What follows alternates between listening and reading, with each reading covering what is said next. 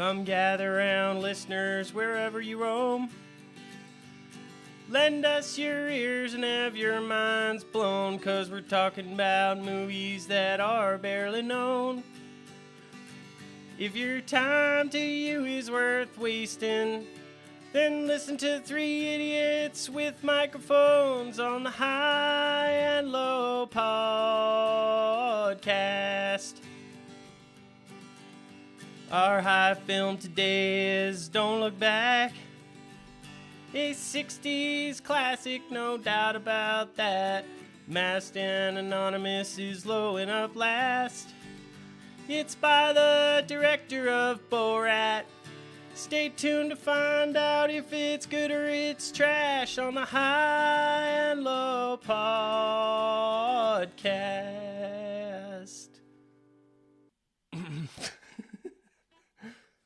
Welcome back to the High and Low podcast. Today we're talking about Bob Dylan movies, if you haven't figured that one out. Stupid idiots. Stupid. Our listeners are so simple. You don't get it. These lyrics are really deep. I'm here with Vonn. Hey. And me. Happy to see you. Hi, Mitch. I'm Luke.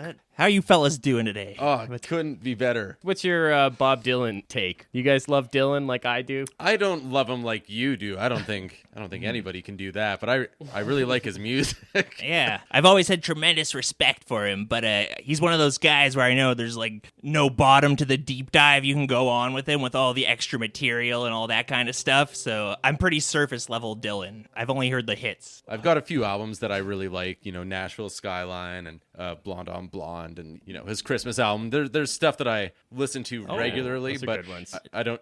He's got a Christmas album. Oh, that's a Christmas tradition for my house. Oh, Reno must be Santa. Oh, come, all ye faithful. He does the really traditional ones. It's great. And he just goes for it, too.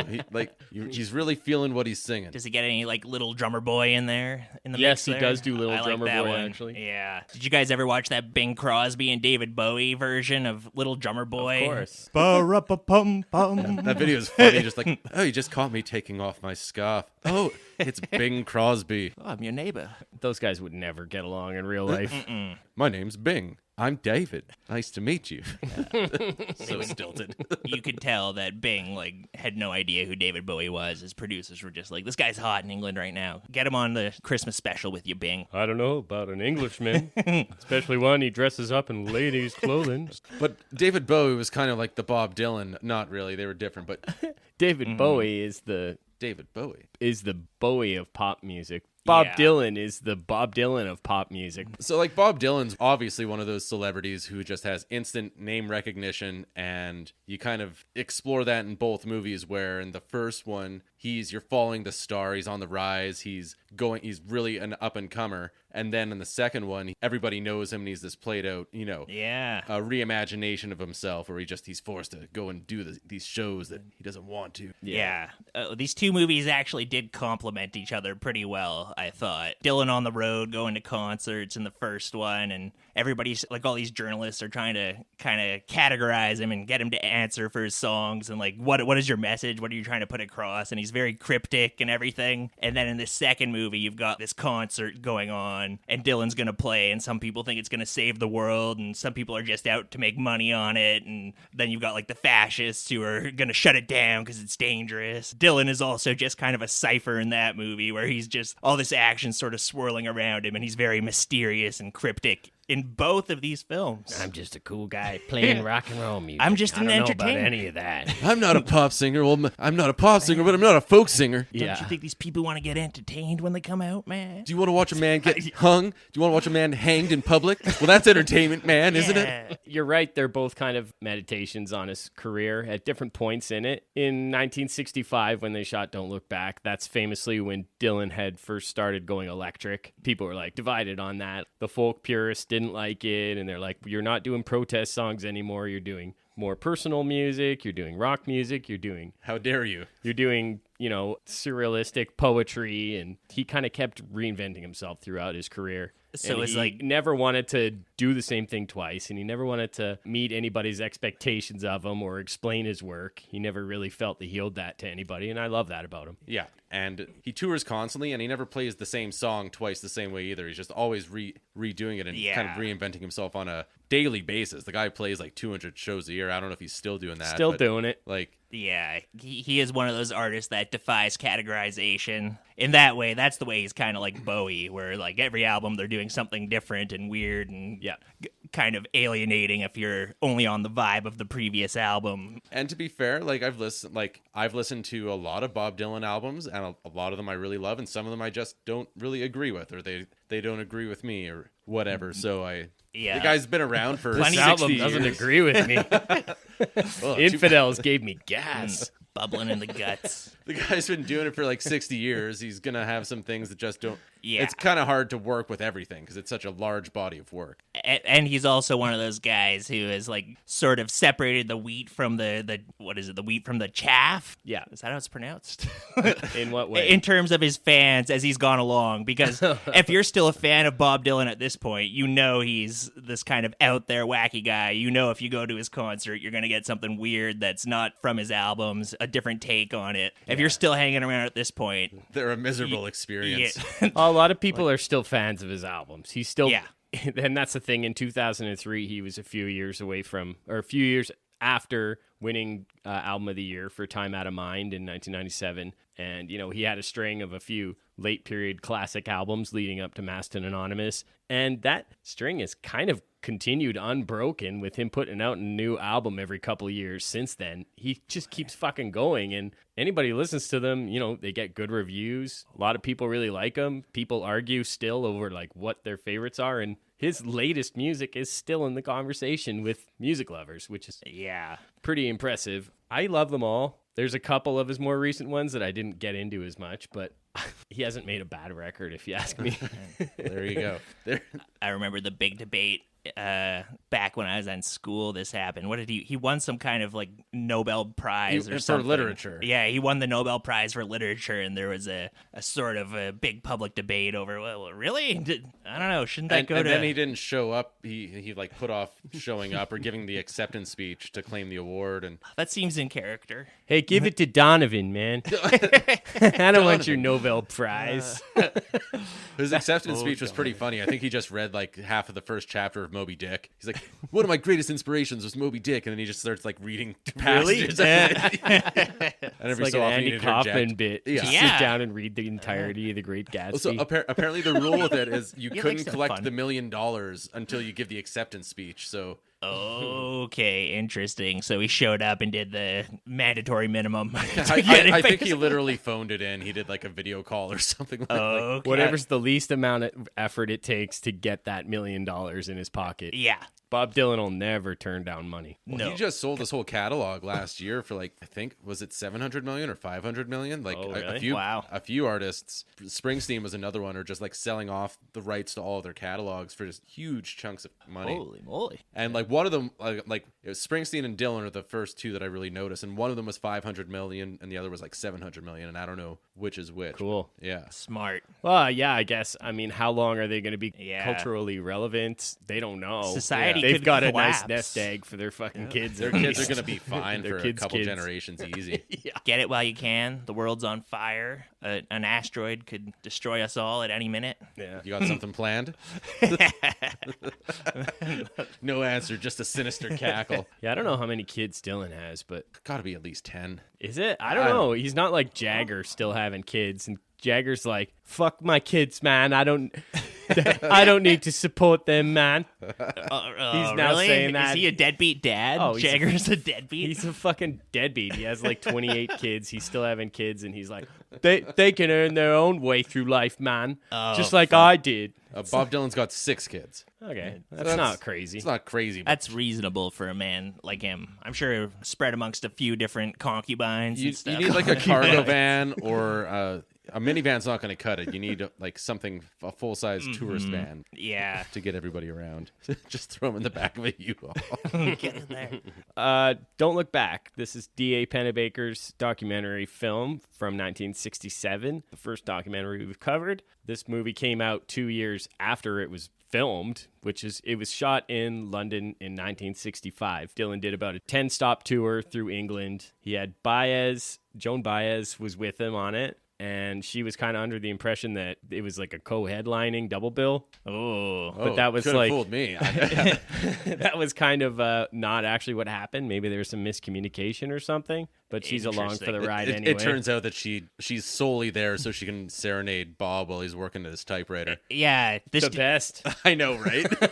those scenes were awesome, but it did make it seem like she was just kind of part of the general entourage that was around Bob Dylan on this tour. I thought they were dating at the time, but maybe not. They did date at one point. I don't know if they were dating at this point. It's all groovy, man. You could work with them before you date, after you date, while you're dating. It was a different time. She's Free super love. cool.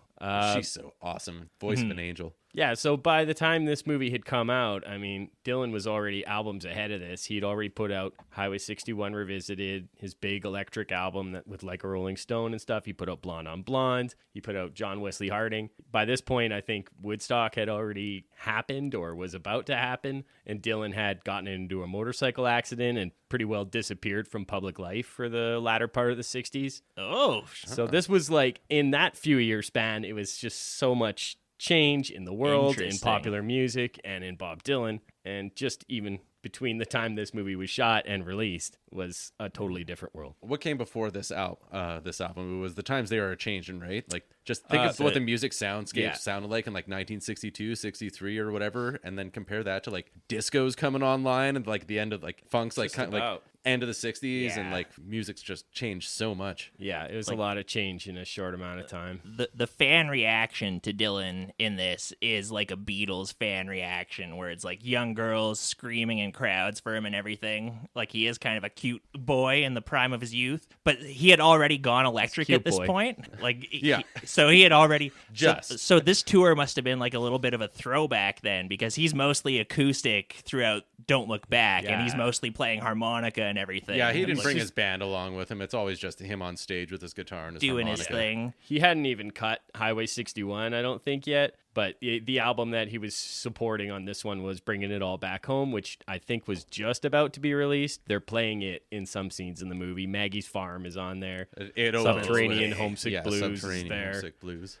So there's a few electric songs on that album, but it's mostly acoustic. And still, you do see some of that fan reaction in Don't Look Back, where he's like signing autographs to some young girls at some point, and there is that whole, "Oh, my sister doesn't like your new album, but you're one of prefers those. Your songs." Yeah, well, you're one of those. Hey, I got to get my friends work. Don't you think I should let my friends work too? Handles the fans pretty graciously. He's having fun. It's interesting. It's like, who knows if he's putting on a facade or not. It just kind of seems like he's just always, it's never just kind of like a passive conversation. He's like engaging. He's antagonistic when he speaks to those people, and it always makes for interesting watching. Yeah. Unlike in the second one, where he's just like incredibly passive and everything's just kind of washing all over him and literally just drifting through this world. Pretty lost in that movie.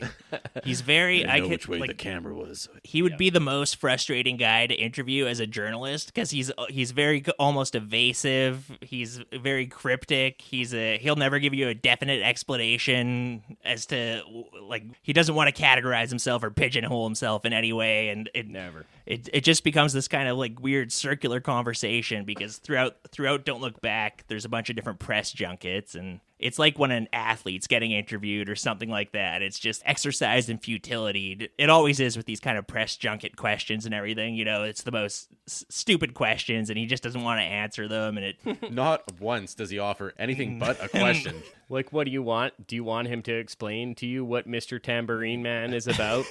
Like, do we really need to know? It's like a gagged man. To name it is to break it. They call him an anarchist because he doesn't offer any solutions, which is like true. It's the perfect kind of bookend of the movie, because all throughout the movie there's all these questions coming at him, and he's not answering any of the questions. Damn it! Do I take issue with that? But like, why does he have to answer to anything? No, exactly.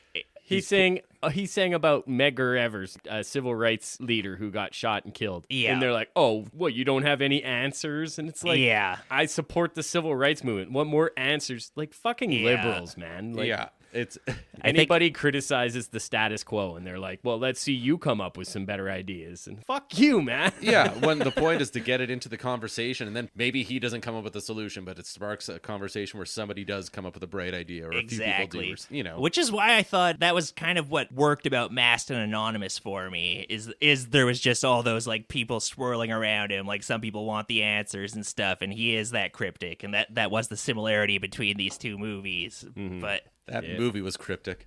Yeah, for sure. But it's yeah, a cryptid. like I don't know Bob Dylan as well as you guys do, but to me he seems like more of just like a chronicler. Like he's chronicling all these injustices that are happening and kind of taking a tally. But yeah, he's not the president. He can't enact that kind of change. If people are looking for him to perform a miracle through a concert, that's not going to happen. Honestly, yeah, chronicler is right. He's a writer. Shines a light on them. A song that he wrote after like 10 years of random life experiences, and it came up into this epic journey. And that's just like little tidbits here and there that he picked up along the way. Tangled Up in Blue? Yeah. Yeah, that's just like a song about all these chicks he banged. Yeah. So And then one time I banged this broad. She was a stripper at a bar. then I went down to the eatery and I said, went to go see Rosie. So it wouldn't surprise you then. Chronicler. What could you say? Well, here's like Guys. evidence to that too.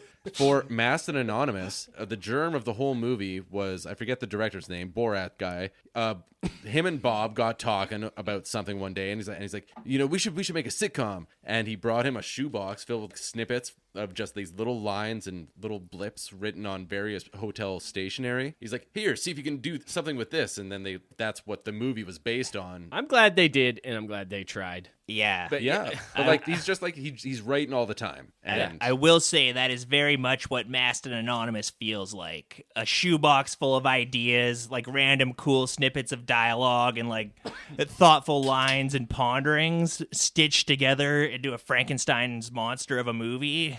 Like you could tell, like throughout the movie, there was multiple scenes where I was like, oh yeah, this is a shoebox dialogue scene where they just pulled like some of cool lines out of Bob Dylan's shoebox and they're like, let's try to fit this into a scene. Well, if you give him to Val Kilmer to read, maybe something will pop. Should we dive into Don't Look Back a little bit here? yeah, let's kind of go chronologically. You could talk about Bob Dylan for hours and never get anywhere. There's several Bob Dylan podcasts. Oh, we I'm should have sure. invited some of them on. I'm sure. Those guys are bigger fans than even me. So yeah, the opening of this film is the Subterranean Homesick Blues, where he's got the cue cards. Everybody has seen it. Everybody's familiar with it. He looks like Yeah. a child. Yeah. Oh yeah, it's He's a just young guy. how young he is. Oh Yeah. my god, yeah, he's like a Timothy Chalamet. He's like a Timothy Chalamet. As someone who's not super familiar with Dylan, I was familiar with the image of him with the sheets in the It's alley. a pretty famous making shot. them- I've seen it before too. Yeah. It's been parodied many times. You know, boomers love to say, So- like, somewhat this is the first rap song. This is the first music video. It's like, shut up, boomer. It was parodied somewhat recently in Love Actually, wasn't it? God, Subterranean Homesick Blues. Then- We got Allen Ginsberg in the background. Yeah, there. he's just kinda standing. Oh, that's who that is. I think he's chatting with, maybe that was Bob Newworth. Bob Newworth is kind of Bob Dylan's closest Goomba in this movie. He's always hanging out with him. Okay. He's his buddy. His Goomba. They're always getting into mischief and joking around together in this. It seemed like everybody in his orbit in this movie pretty much was either another musician or somebody who worked for a musician, like his manager or concert promoters. Yeah, that guy was playing the piano at various points throughout Don't Look Back. That guy was from the Animals. Yeah. Oh, that was okay. Alan Price, and he's played some of the most instantly recognizable piano licks ever, like Okay, the okay. organ solo in House of the Rising Sun.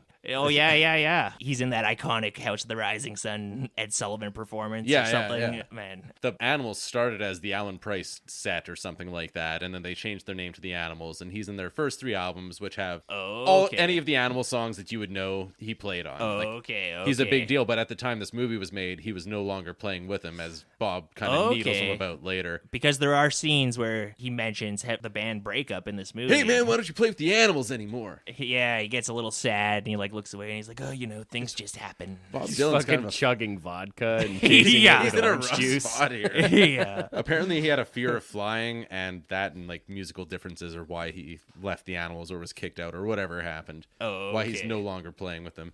So yeah, after this we get the title cards. Don't Look Back, D.A. Pennebaker film. Don't Look Back, that's a lyric from his song She Belongs to Me. I don't know if they played it at the start. Maybe they played it at the end for sure. Oh, okay. Yeah, we see Dylan. He's backstage and he's getting ready for a big show. And this is where we first see Albert Grossman, one of the other big stars of this movie. His manager at the time. Yeah, that's his manager, famous bulldog of a man. And yeah, we see he doesn't take much shit. He's very protective of. Yeah, he's great. This is the guy you want fighting for you in your corner. Oh man, is he pushy? Like the hotel staff are complaining about the noise. It's just a little too loud. It's all too loud. There's If bound anywhere else, I'd slap you in the face or whatever he I'll says. punch you in your fucking mouth. like They're it- like, oh my god, we're not used to Americans. it starts off civil enough where it's just like a little back and forth, and then quickly enough it escalates into get the hell out of this room. We're renting this room. I'll dang you off the balcony by your ankles. Yeah, he was Bob Dylan's Suge Knight.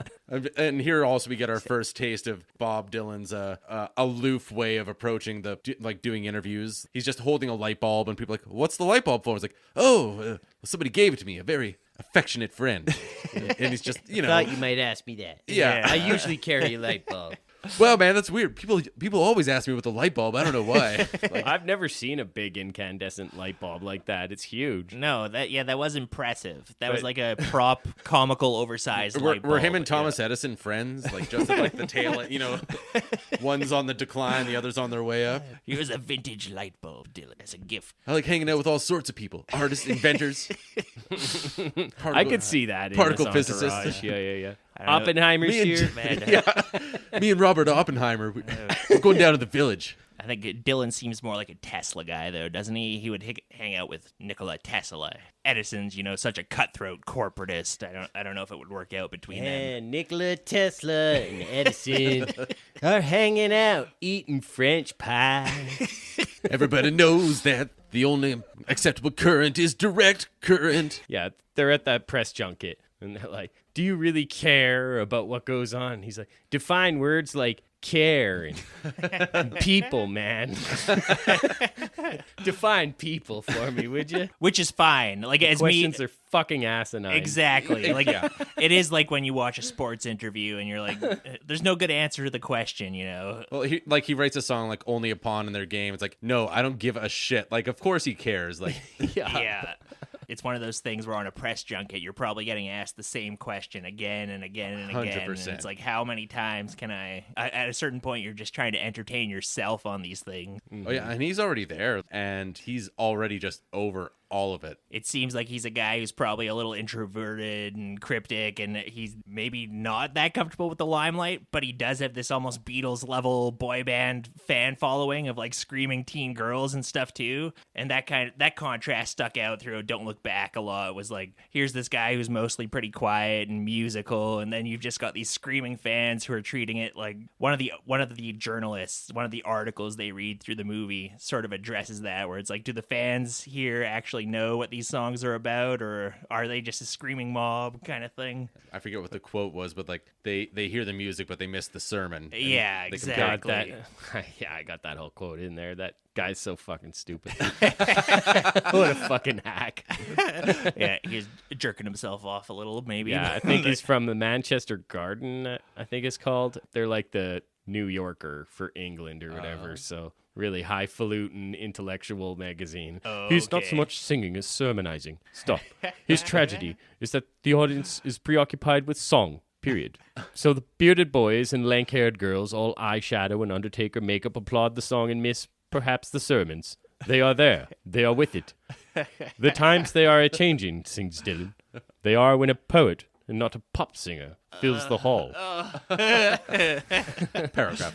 I did like that glimpse into just how journalism was done back in the 60s, though. Yeah, that was where you have cool. to like vote in your story and just like the Yeah. dictation and Yeah, it was cool. And then the commentary, D.A. Pennebaker's like, we got this camera in this guy's face, and he's like, what the fuck are they doing? Like, because they're not big cameras, they're like home movie cameras. Like, who are these guys, and why are they filming me talking on the phone to my boss or my editor or whatever? yeah, Well, that's that'd be good. You know, if someone's coming in your face with a cell phone camera, you're like, get the fuck out of here. But if someone's got like a giant movie camera, you're like, oh, okay, this must be important. I'm gonna be on the news or something. They do a really good job in this movie of making it feel candid, Yeah. like real fly on the wall. That's the whole idea, I think, behind it is cinema verité Yeah. is what they called it. It's That's the very movement they cool. lumped Pennebaker's work in with. It's where it's just all very natural, yeah. There's natural, no talking unscripted. heads. Yeah, exactly. Nobody is telling you what to think in this movie. You just kind of watch it and figure out for yourself what's going You're on. part of Dylan's entourage, Yeah. more or less. Yeah, it kind of goes back and forth. And it's like partially a concert movie where you're seeing these performances of Dylan on this tour, and then it'll go like behind the scenes in the green rooms at the venues, just like with the artists hanging out and in hotel rooms. It's almost more fascinating to just see like Joan Baez playing the guitar in a hotel room than to see like most of the performances throughout the movie in the totally. venues. Yeah,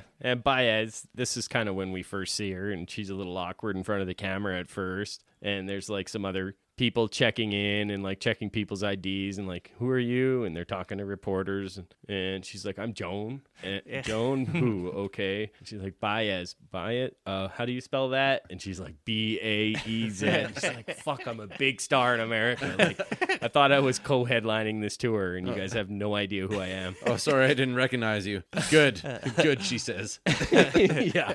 And she's such a gem, and she's singing. And she's always goofing off in this movie and Yeah. singing and bugging people. Seems like such a good hang. She is super cool. I listened to her on Mark Maron. She was on last year, I think. Yeah, she pulls no punches on everything she speaks. She's always been an activist on the right side of everything, as far as I'm concerned. I was looking at her Wikipedia article. Like, she spent time living on communes and stuff like that after she's famous, sort of thing. And she married a famous activist as well, and they had a kid together. She's super cool, and I've definitely like a few of her albums. It's right around this time where we get introduced to, if there is like a central conflict in the movie, it's this perceived rivalry between Bob Dylan and Donovan, who is, at the time like a British folk singer. He kind of turns into like cool hippie guy later or something like that. But Dylan comes in, Donovan, who's this Donovan? Yeah. He's playing around. He's joking a little bit. Yeah, Donovan does keep popping up throughout this movie. Like, random like promoters will mention him and Be like, oh, you're pretty good. Donovan's, he's really coming up. It's like, he's a better guitar player than you. Yeah, that's what Alan Price says like to him. He's like, oh, he's better than you. Man, I hate him already. Yeah. It's pretty funny. Yeah. So, but Bob Dylan doesn't really seem threatened or anything. No, by not it. at It's all. like, They oh. actually become good friends. Yeah. Like those cue cards at the beginning, Donovan and Baez and Newworth and everybody, they actually wrote on them. yeah, they're just Like they were yeah. hanging. They manufactured some rivalry for this movie. They're just Build a fucking little Which, drama. around. yeah, it doesn't exist at all. And yeah, Like, it was built up in the press. like the East Coast West Coast beef made to be a bigger thing than yeah. it is. Sell some papers, sell some Yeah. records. Everybody wins, baby. There is some guy, he says they have some literary or some British music award or something for Dylan's record Freewheelin', and they want him to appear at this event to receive it. And he's like, I don't want it, man. I don't even want it. I don't want to see him, whoever's giving out this award. Hey, you tell him to give it to Donovan, man. So I guess that must be just a normal thing throughout his whole career, is he was never interested in awards. Well, you get it. And everybody wants a piece of him, and everybody wants to get a little bit of his shine on them. Like later in the movie, we see some wealthy socialite woman, and she gets to go see him backstage at the Royal Alberts. And, Yeah. and she's like, oh, next time you're in London, you come and have your friends and stay at my mansion, and we'll put you up in the mansion and show you what real British hospitality is all about. And he's The like, entire "Uh-huh." time you're just waiting for her to get a pie in the face. Yeah, please, right? To his credit, Bob Dylan is like super respectful to this lady, but yeah, she's like, I'm in line to be the next Lord Mayor of this village. Wow, groovy. Yeah. That's so so cool, man. Here we get a bit of a confrontation where the hotel staff comes up and starts complaining that there's a bunch of noise coming from the room, and really, like, you kind of look, everybody's like quiet as a church mouse. They're just there's like 4 or 5 people in the room, and there's just hushed conversations. And I mean, there's bound to be a little bit of noise with an entourage of musicians traveling around, but these are acoustic musicians. It's not like they're a Motley Crue smashing up the hotel room. Or I'm sure they're making. We've had a lot of hotel work parties and stuff. You get 10 people up in a room, and they'll come up and complain to you 3 or 4 times and then ask you to break it up, and then you go to a different room and fuck up that room, and then they tell you to stop or else they're all going to kick you out, and then you go to a different room and just kind of keep circulating. Yeah. A dangerous game of brinksmanship. Yeah. Pushing it to the edge. Yeah, and Grossman's taking none of it. You're one of the dumbest assholes and stupidest jerks I've ever met. Go ahead, get a constable. If we were someplace else, I'd punch you in the goddamn nose. You stupid nut. I don't care about your fop manager. He's great. Yeah. Fop. That's not hip, man. Man. Yeah, that's not groovy. In 60s England, that was like the biggest insult you could lob at someone. You're like, you're a fop. You're a no account. That's like calling them a beta cuck today, I think. Oh, man, them's fighting words. A fop, am I? What do they call them? Poofs? Poofter. You're one of them poofters, eh? Man, they got the best homophobic slurs across the pond. Yeah. One part that was interesting is Dylan's interviewed by this black reporter from the African service of BBC, I think they say. That guy had some of the better questions. Yeah, I he was thought. pretty thoughtful, and Bob was actually responsive to him fairly well. Yeah. And yeah, he asks him if activism in folk music makes a difference, and he's kind of cagey about that. And then the reporter quotes Dylan saying, "People talk about Negroes like they're objects." And he's like, "Don't you think that's like a radical thing to say?" And it's like surprising to me that that's like a radical thing to say at the time. It's like to say that Negroes aren't objects. And it's like, wow, this guy's really onto something. Yeah. He is out there. He's tripping my head, The dude. times they are a-changing. He's got And the bare minimum of human decency. Man, this is a radical thinker. And then Pennebaker kind of does something interesting here. He takes this old footage from a year or 2 earlier, and it's Bob Dylan singing in Mississippi. He's at some voting rights rally in Mississippi in, I think, 64 it would have been. And he's singing about the death of Medgar Evers, the civil rights activist. This is in like a farmer's field almost Yeah. type It's like thing. Yeah, there's like hanging guys around there. just like sitting on wagons and stuff, vibing out to his music. How cool would that be? Pennebaker, I guess, was just given this footage by somebody who's like, I don't know what to do with this. And he's like, oh, I'll just cut this in to be like, to show it into this movie. Yeah, it's so great. I could put it somewhere. Yeah.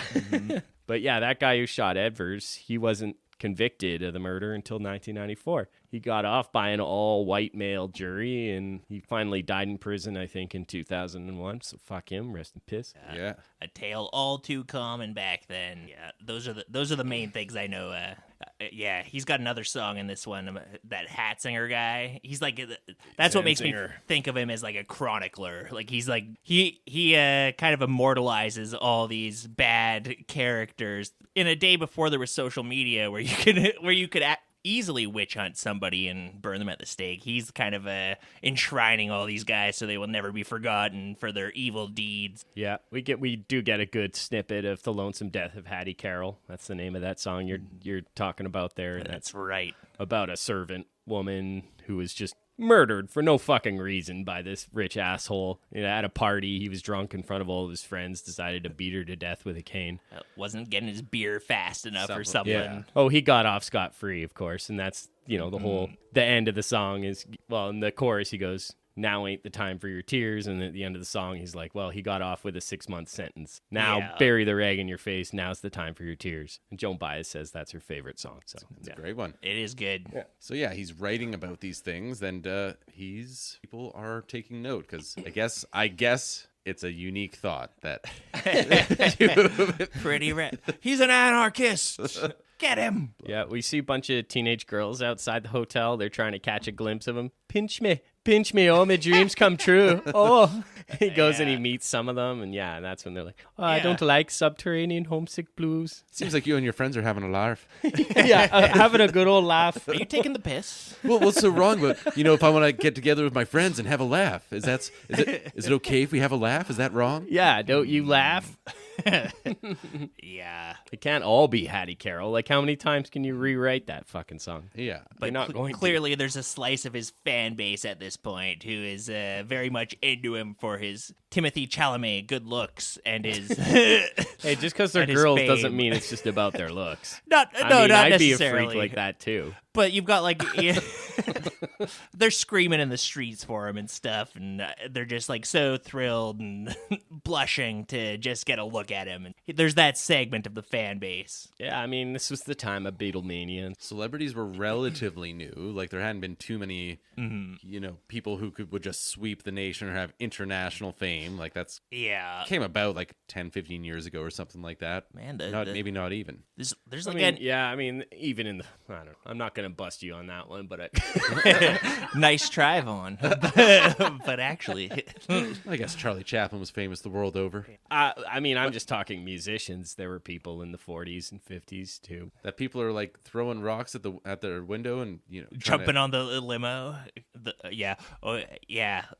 Francis Liszt. You guys heard the composer Liszt, Listomania?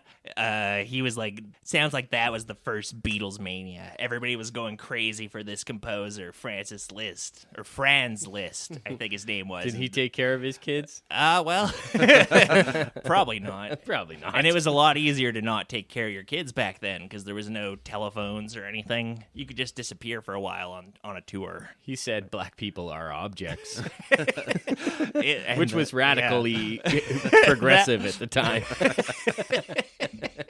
All that to say, there's always been that kind of Beatles mania insanity over maybe a pretty young composer or artist, Oh, I guess. or at least as far back as Liszt. Yeah. We do see another band. They're asking Dylan how to get the audience to listen to his words. They're like, we write words. Nobody listens to them. Why do they listen to yours? And Dylan's too nice to say, because I'm more talented than you. And my words are better. And Just keep writing I'm a more commanding and interesting, charismatic presence, maybe. I don't know. If I'm booked to play, I just go out and sing them. You gotta write more quality words. Yeah, like you said, there's some fans. They're like jumping on his car and stuff. It's Hey, not get crazy, her off of there, yeah. man. Yeah, like Get one of her those up. hanging off the roof or Yeah. hanging off the hood. He's like, stop, guys. They're going to get hurt. Get her off of there. Yeah, she's gonna get hurt, man. And Baez is freaking out. She's like, get that chick, get that girl off the car. It just shows what a good guy Bob Dylan is, because I would have been like, speed up, gun it, get her off there. Speed up. He's like, And then stop, we gotta hit get her the off. brakes really fast. Then gun it again. Which Back teacher up over, man. a lesson in gravity, man. Speed bumps are groovy. We get this sequence now, one of my favorite in the film, where Baez is singing "Turn, Turn" while Bob's typing, and he's got his scrawled out notes all over these little pieces of paper. He's And perpetually smoking like a chain smoker. Oh, throughout the yeah. movie. Non-stop darts. Smoking and typing at the typewriter. And he's a big-time hunter and pecker on the typewriter, too. yeah. Just like these are... I'm an artist, man, not a secretary, man. I think he was on speed at this time. I think that's where he wrote all Blonde on Blonde. Dude, he's typing pretty fucking slow, but... I always thought I'd like to He's get on on slow. speed. Like speed just seems like this miracle drug where you take it and you clean your whole house, or you type a magnum opus on your typewriter. Like we should get some Oh, man. speed. It's, It's a thing actually- if you want to go fast. It's easy to get. Everybody has a prescription for it now. Oh. Just go ahead. Yeah, it's like an Adderall, right? That's speed. Yeah, exactly. You guys got any Adderall? No, I took it all. You add it all. I like to mix it. I had it. Oh, I had a roll. Bob Hoskins. I had a roll. Oh, I had a roll. Yeah, I had some, then I add it all. So yeah, Baez's song is so fucking good here. and here's where I've never heard this word used this way before, but they said like, yeah, I'm fagging out and then Yeah. apparently it's a British slang or it's an old timey slang for just like getting tired and they're just Okay, because fag is also cigarette to those people. So you would To think those I wasn't people, sure yeah. if they were had they smoked too many cigarettes or hey, were they define those tired? people, man. You're fagging out before you even know you're fagging out. Baez, you're fagging out. You got one of those see-through blouses that you don't wanna, man. Fag. Like what? She gives him a playful punch in the arm. Yeah. Yeah, some really cool, some really groovy footage of just people hanging out. Yeah, fagging and punching. That's the way it was in the 60s, late Seeing through 60s. blouses. And see-through blouses. I don't know if I Real can handle flower just Never wears having bra. Bob Dylan's got a see-through blouse on. I couldn't handle having this many people around me all the time, though. No. You do get the sense that Bob Dylan is a little out of his comfort zone throughout this. There's always the massive entourage, but it's a touring gig. He's touring. He's working. You're on the road, you're hitting 10 venues up, you've got your ensemble, you've got your managers, and of course you're going to have to do the press junkets. It's going to be hectic. That is one of the great things this movie shows, is you do see him kind of getting a little more tired of it all throughout the whole film, and he's pretty exhausted by the end, but... Yeah, he's just a fucking kid. There's so much put on him. And They expect him to have the answers to change the world or whatever, and he just takes the things and he writes them down. But it does build perfectly, this whole tour. yeah, we get a lot of good scenes of them just goofing off. Like Bobby's talking about some guy at a show, and he like pulled out a piece of paper out of his pocket and squints, and he's like, "So happy to be here." That would be a Twitter message these days. Now, can you please slip this to Mr. Dylan? What am I gonna say to these guys? That's like me on the podcast, squinting, reading my notes. Happy to be here, guys. Yeah. We get some, they're, Happy to be here.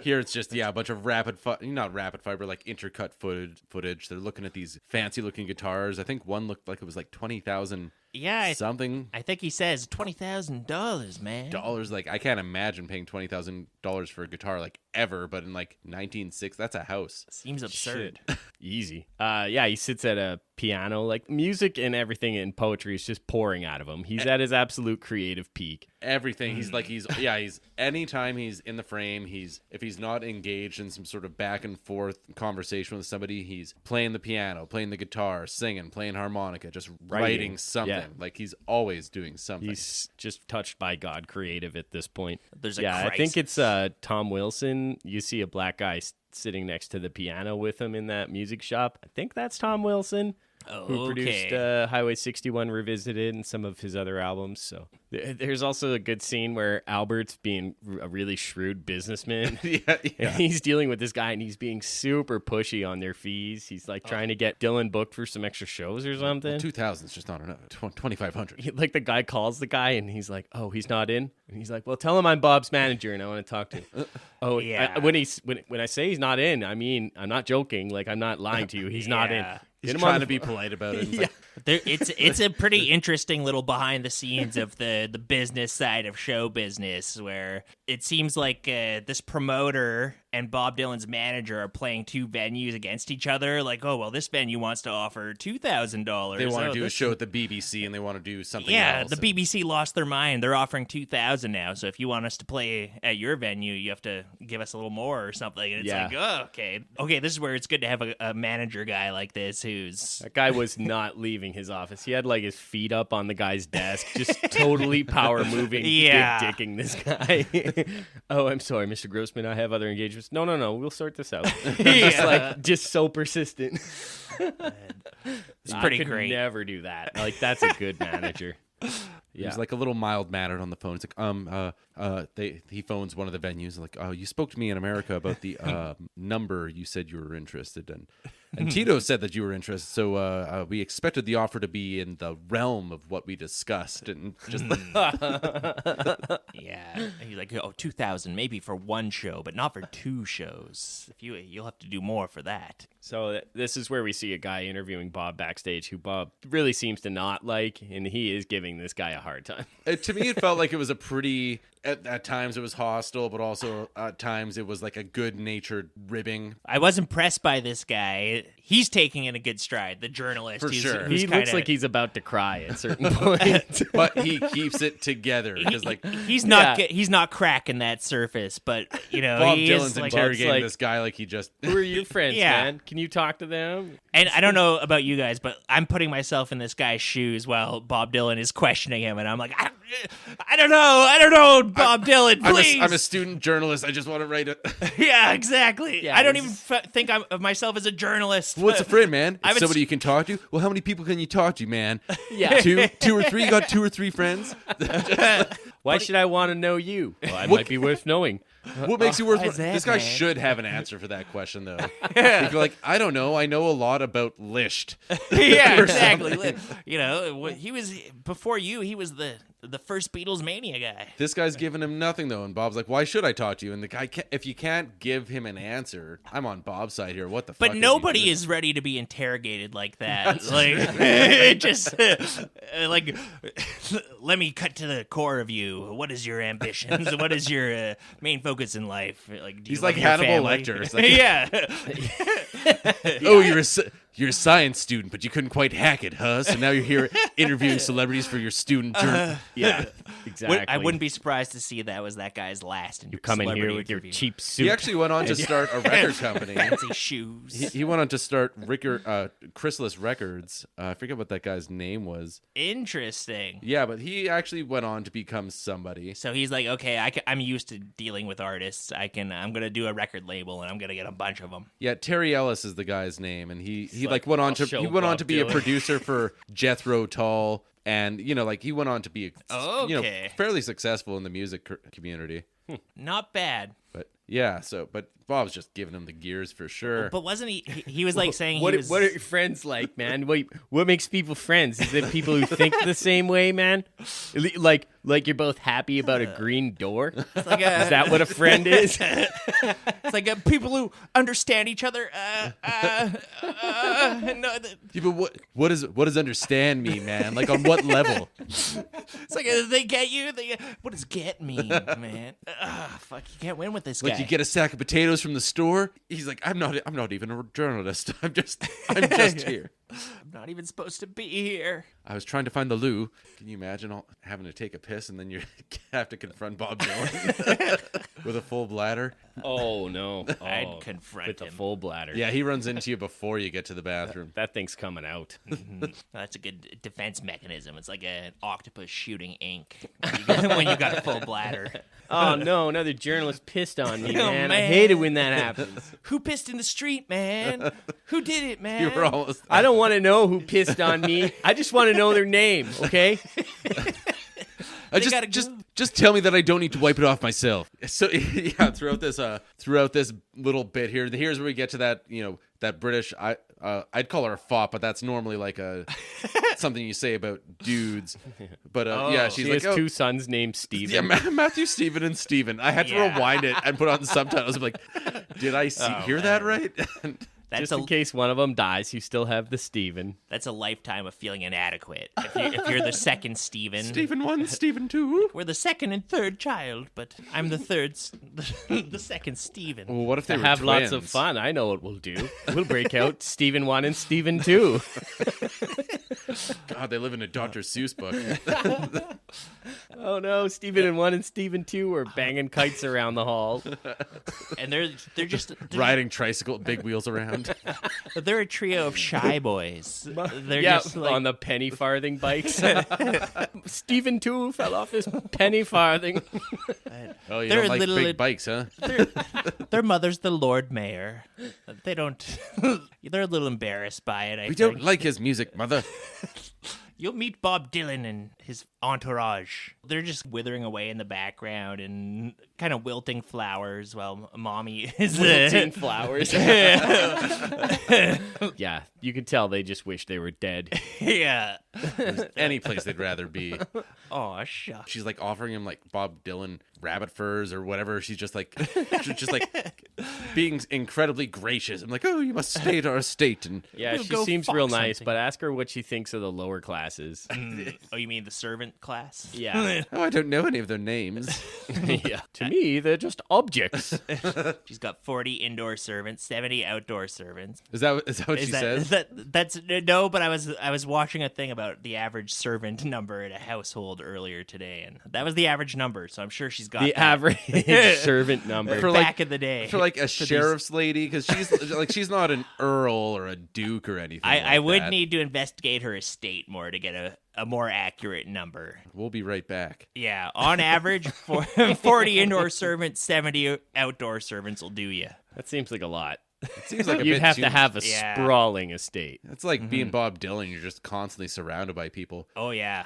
But I guess like the servitude, they just mostly stay in the background, and they kind of have their secret corridors, so you don't need to bump into them in the hallway. Yeah, God forbid. Yeah. They've got weird, uneven staircases. They just fall down and break their necks every once in a while. So you just kind of sweep them out back in the compost heap. Only the ones that cause trouble.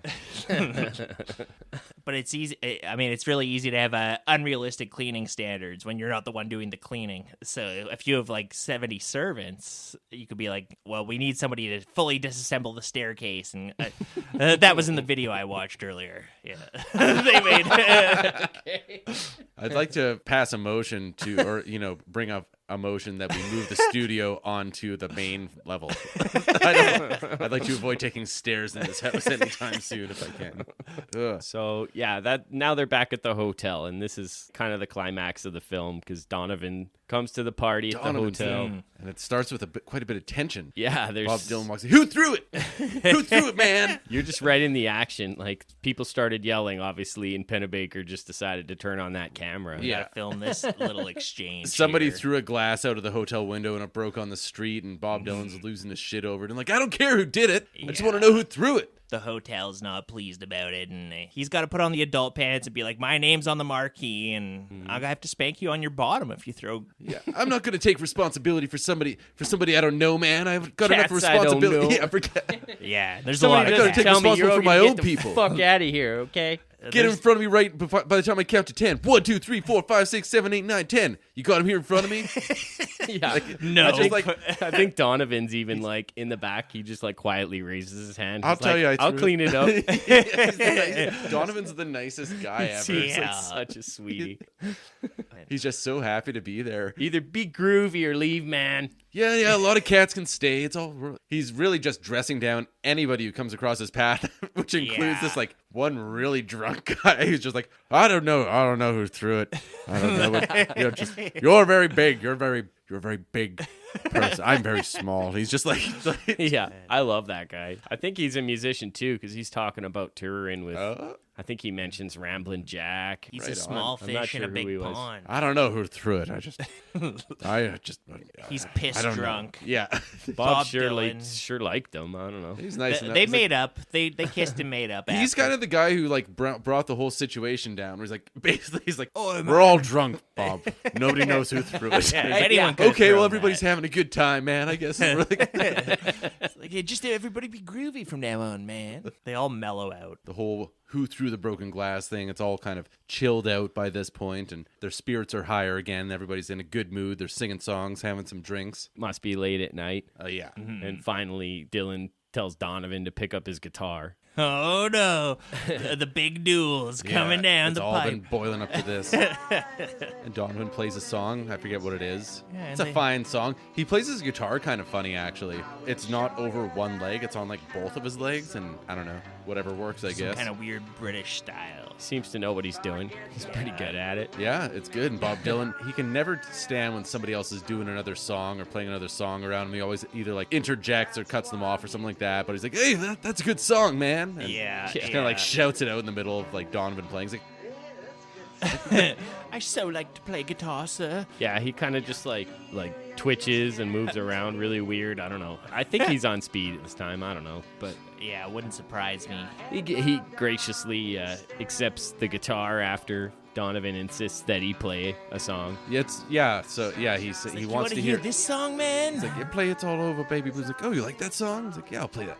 Like, it's very nice. It's like a nice little thing where, I don't know, like, you see that it's really just nothing. They're just both musicians. Bob Dylan isn't threatened in any way, and they just both kind of want to hear each other's things, see Yeah. their songcraft, and it's cool. That's what musicians do when they're hanging out, playing music together. Yeah, you can tell he wasn't threatened because he wasn't spraying ink or anything like that. No, He yeah. didn't like launch his little bob quills at Donovan or His full anything bladder that you would expect a Dylan to do. remained full. Hey, that's a good song, man. Ink pots.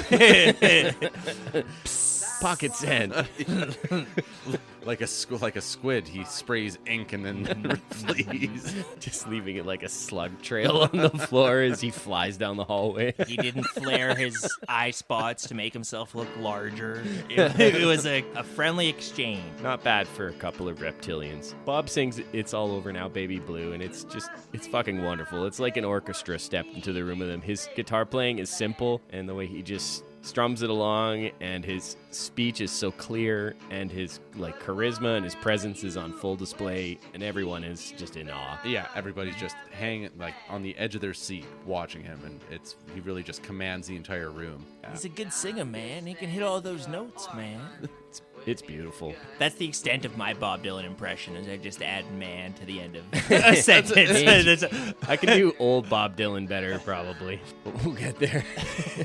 Mine's mostly based off of the cup throwing scene. Yeah, man. Groovy, man. Be groovy, man. Everybody's groovy. That's a good song. How come you don't play with the animals anymore? It's a long story.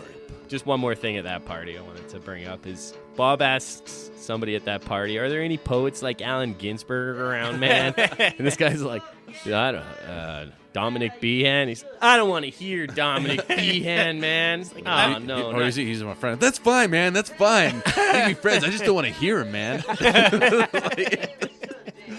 I have no idea who Dominic Behan is. Apparently Bob Dylan doesn't like him, or he only wanted Allen Ginsberg. Bob Dylan buried his career right then and there. I don't want to hear no Behan. He crossed pills with Dominic Behan. Poor Dominic Behan. He's no Allen Ginsberg. So then the next day, like they're on their way to kind of like the big show, and on the limo ride over, Donovan's tour manager, who's also Bob's tour manager, or something like that. They're talking to each other, and he's really just kind of slamming Donovan's like, well, they want Donovan to play a 2-hour show, but that's not really what Donovan can do. Maybe he can be one of the opening acts, and he's just being I don't think that's a slam. I think that's probably accurate, at least at that time in his career. That's true. That was before like Mellow Yellow, Hurdy-Gurdy Man. Like, what's that one from Goodfellas that he did?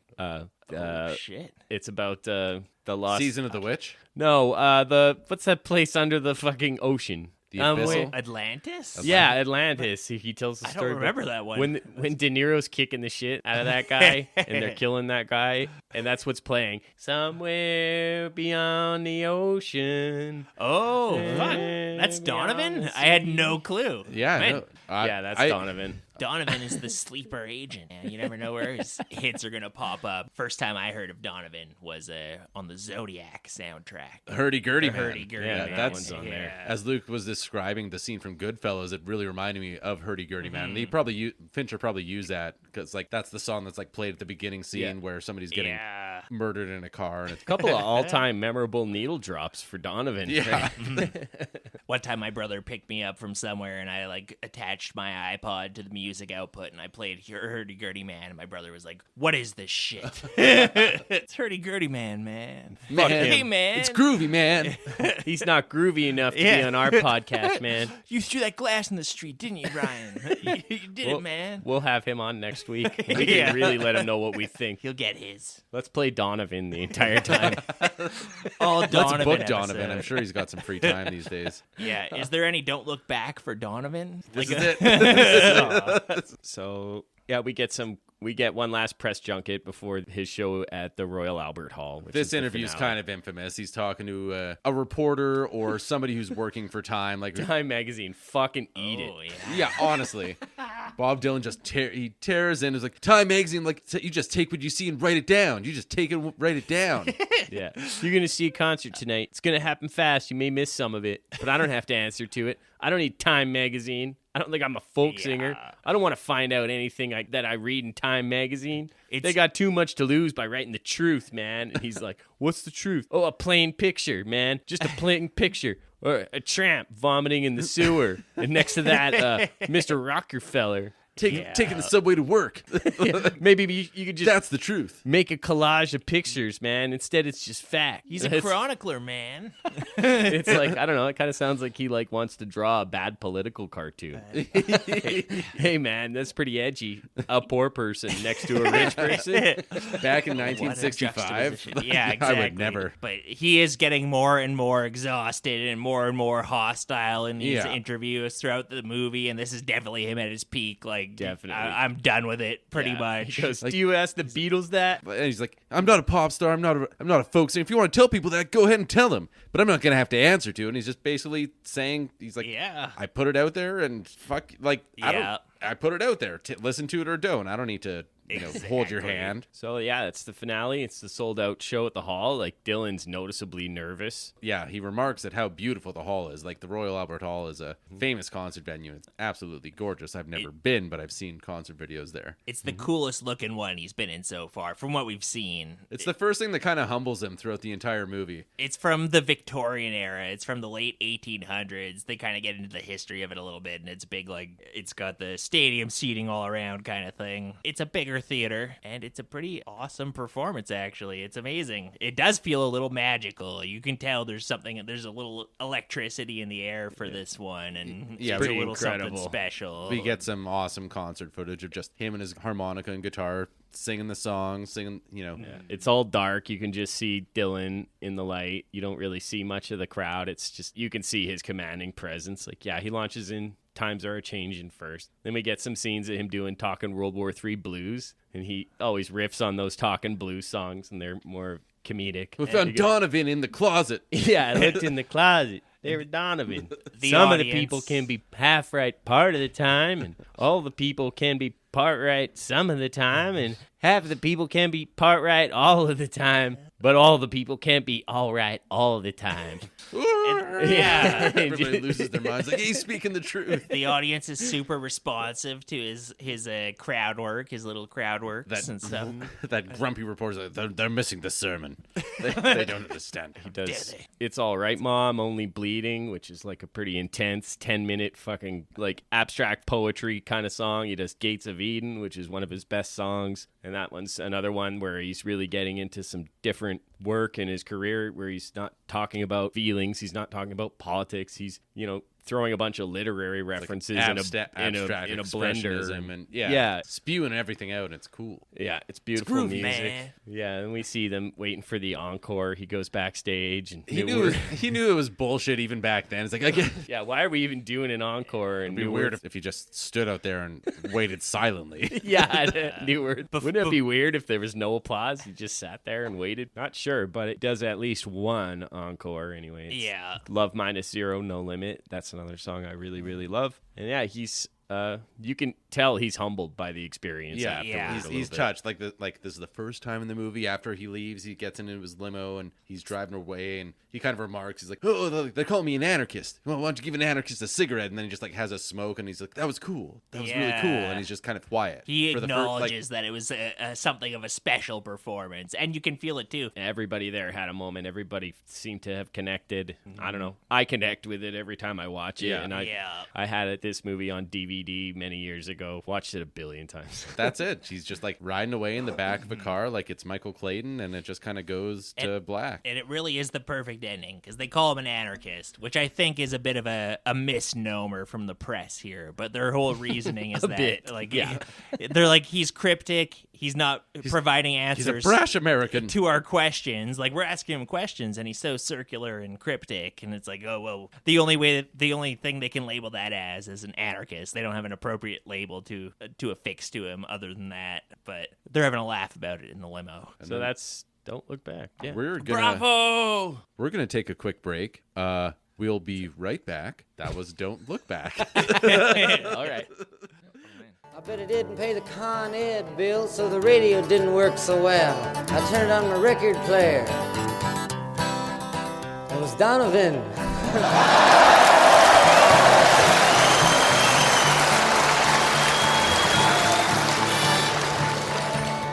Whoever Donovan is.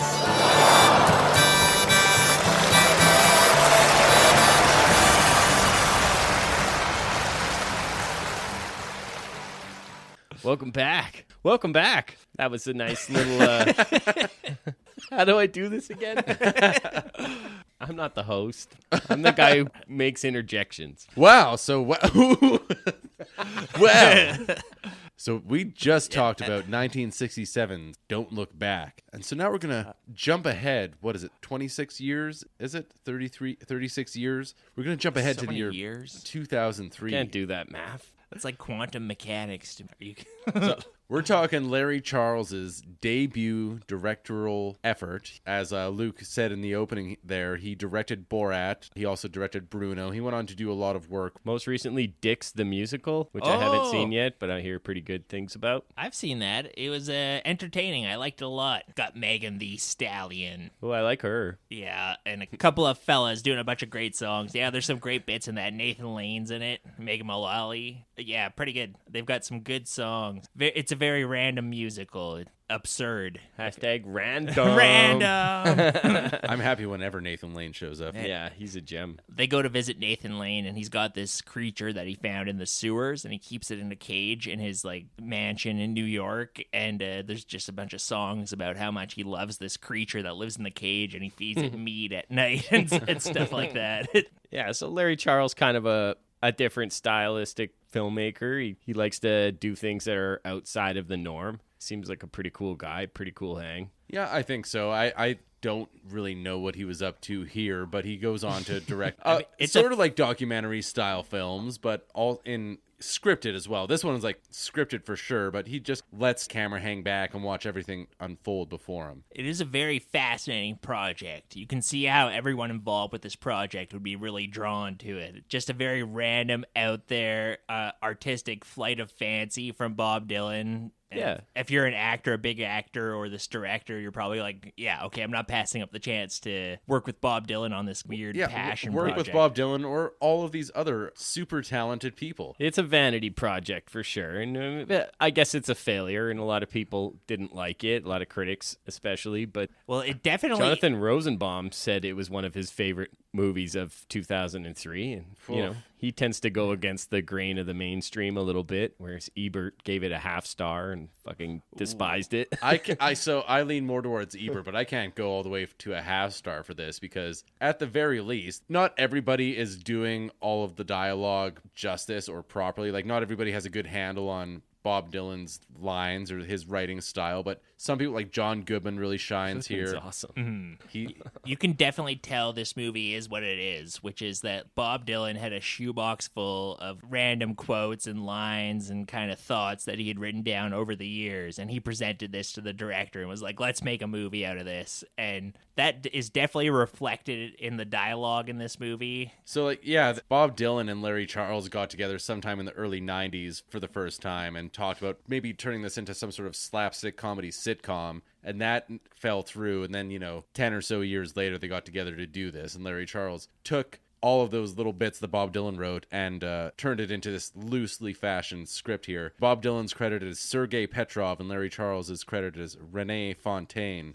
That's fun. It's fun. So That's their Jack fate. So I mean, yeah, this movie doesn't take itself that seriously. No. It's serious on its face, but it's absolutely tongue-in-cheek. my main problem with it is it's fairly poorly directed. It's like over-directed where it doesn't need to be and under-directed in parts that really could have counted, and it really overstays its welcome. Although the soundtrack kind of kept me engaged because Bob Dylan did the music. It's all Bob Dylan songs throughout, either performed live or just covers. A lot of covers, Which I really of all appreciate. Dylan songs, and they were all really good. A lot of them are like there's like a Japanese cover Well, up yeah, the start. it starts off with a cover of My Back Pages by the Mango Koro brothers. That's cool. Like the music is really kind of what kept me in, but as far as the actual movie and how everything's put together, and overall it was a hard watch for me, but there was enough there that I can't go as low as a half star for it.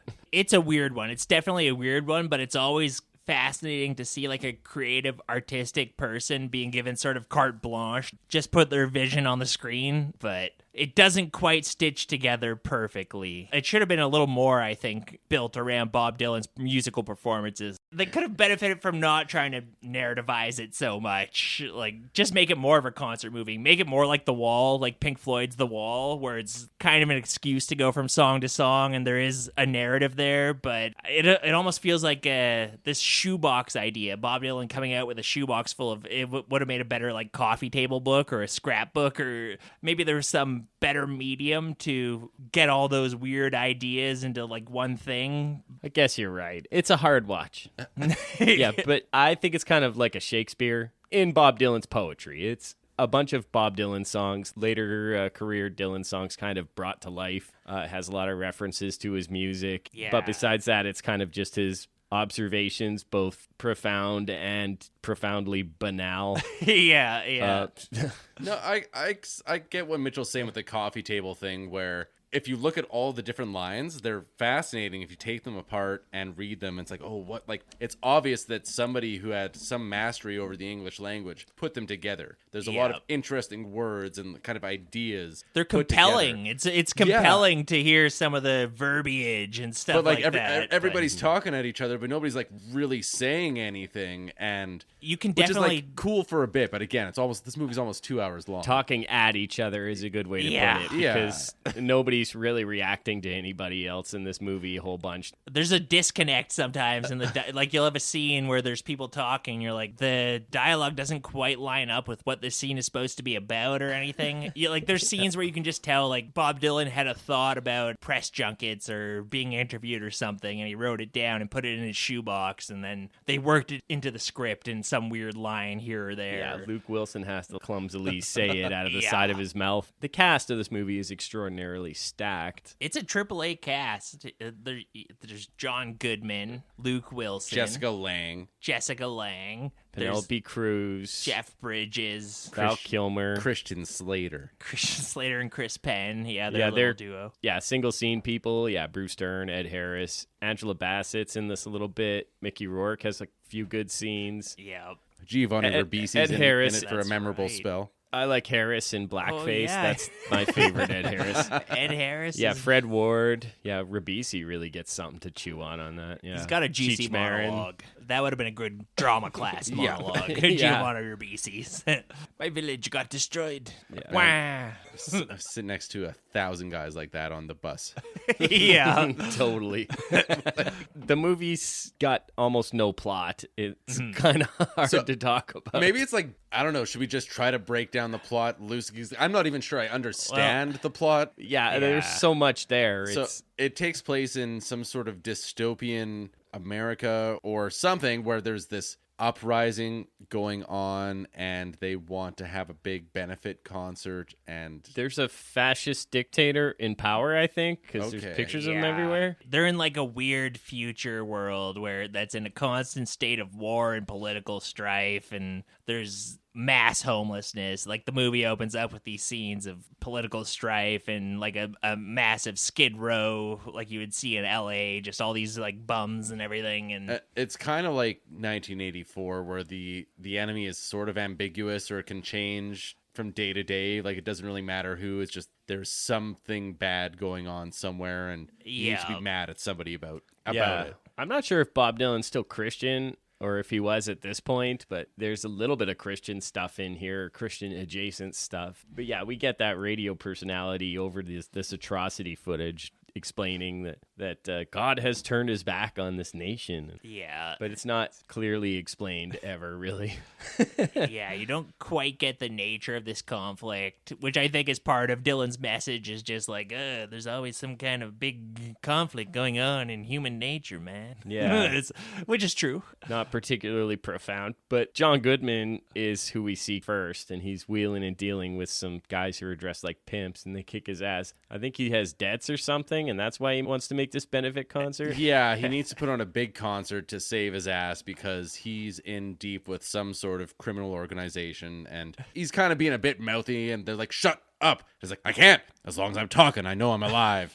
And so there's lots of like these good, like kind of like little rat-a-tat-tat dialogue bits. Yeah. And John Goodman is probably the one who delivers them the best out of anybody. He makes the dialogue work for him. It sings for really him well every time, every line. He's incredible. Sometimes the lines he's given are even a little too wordy for him to pull off, but he makes it work. Him and Jeff Bridges. I thought Jeff Bridges did a pretty good job with like turning some cryptic random thoughts into Lebowski veterans. Yeah.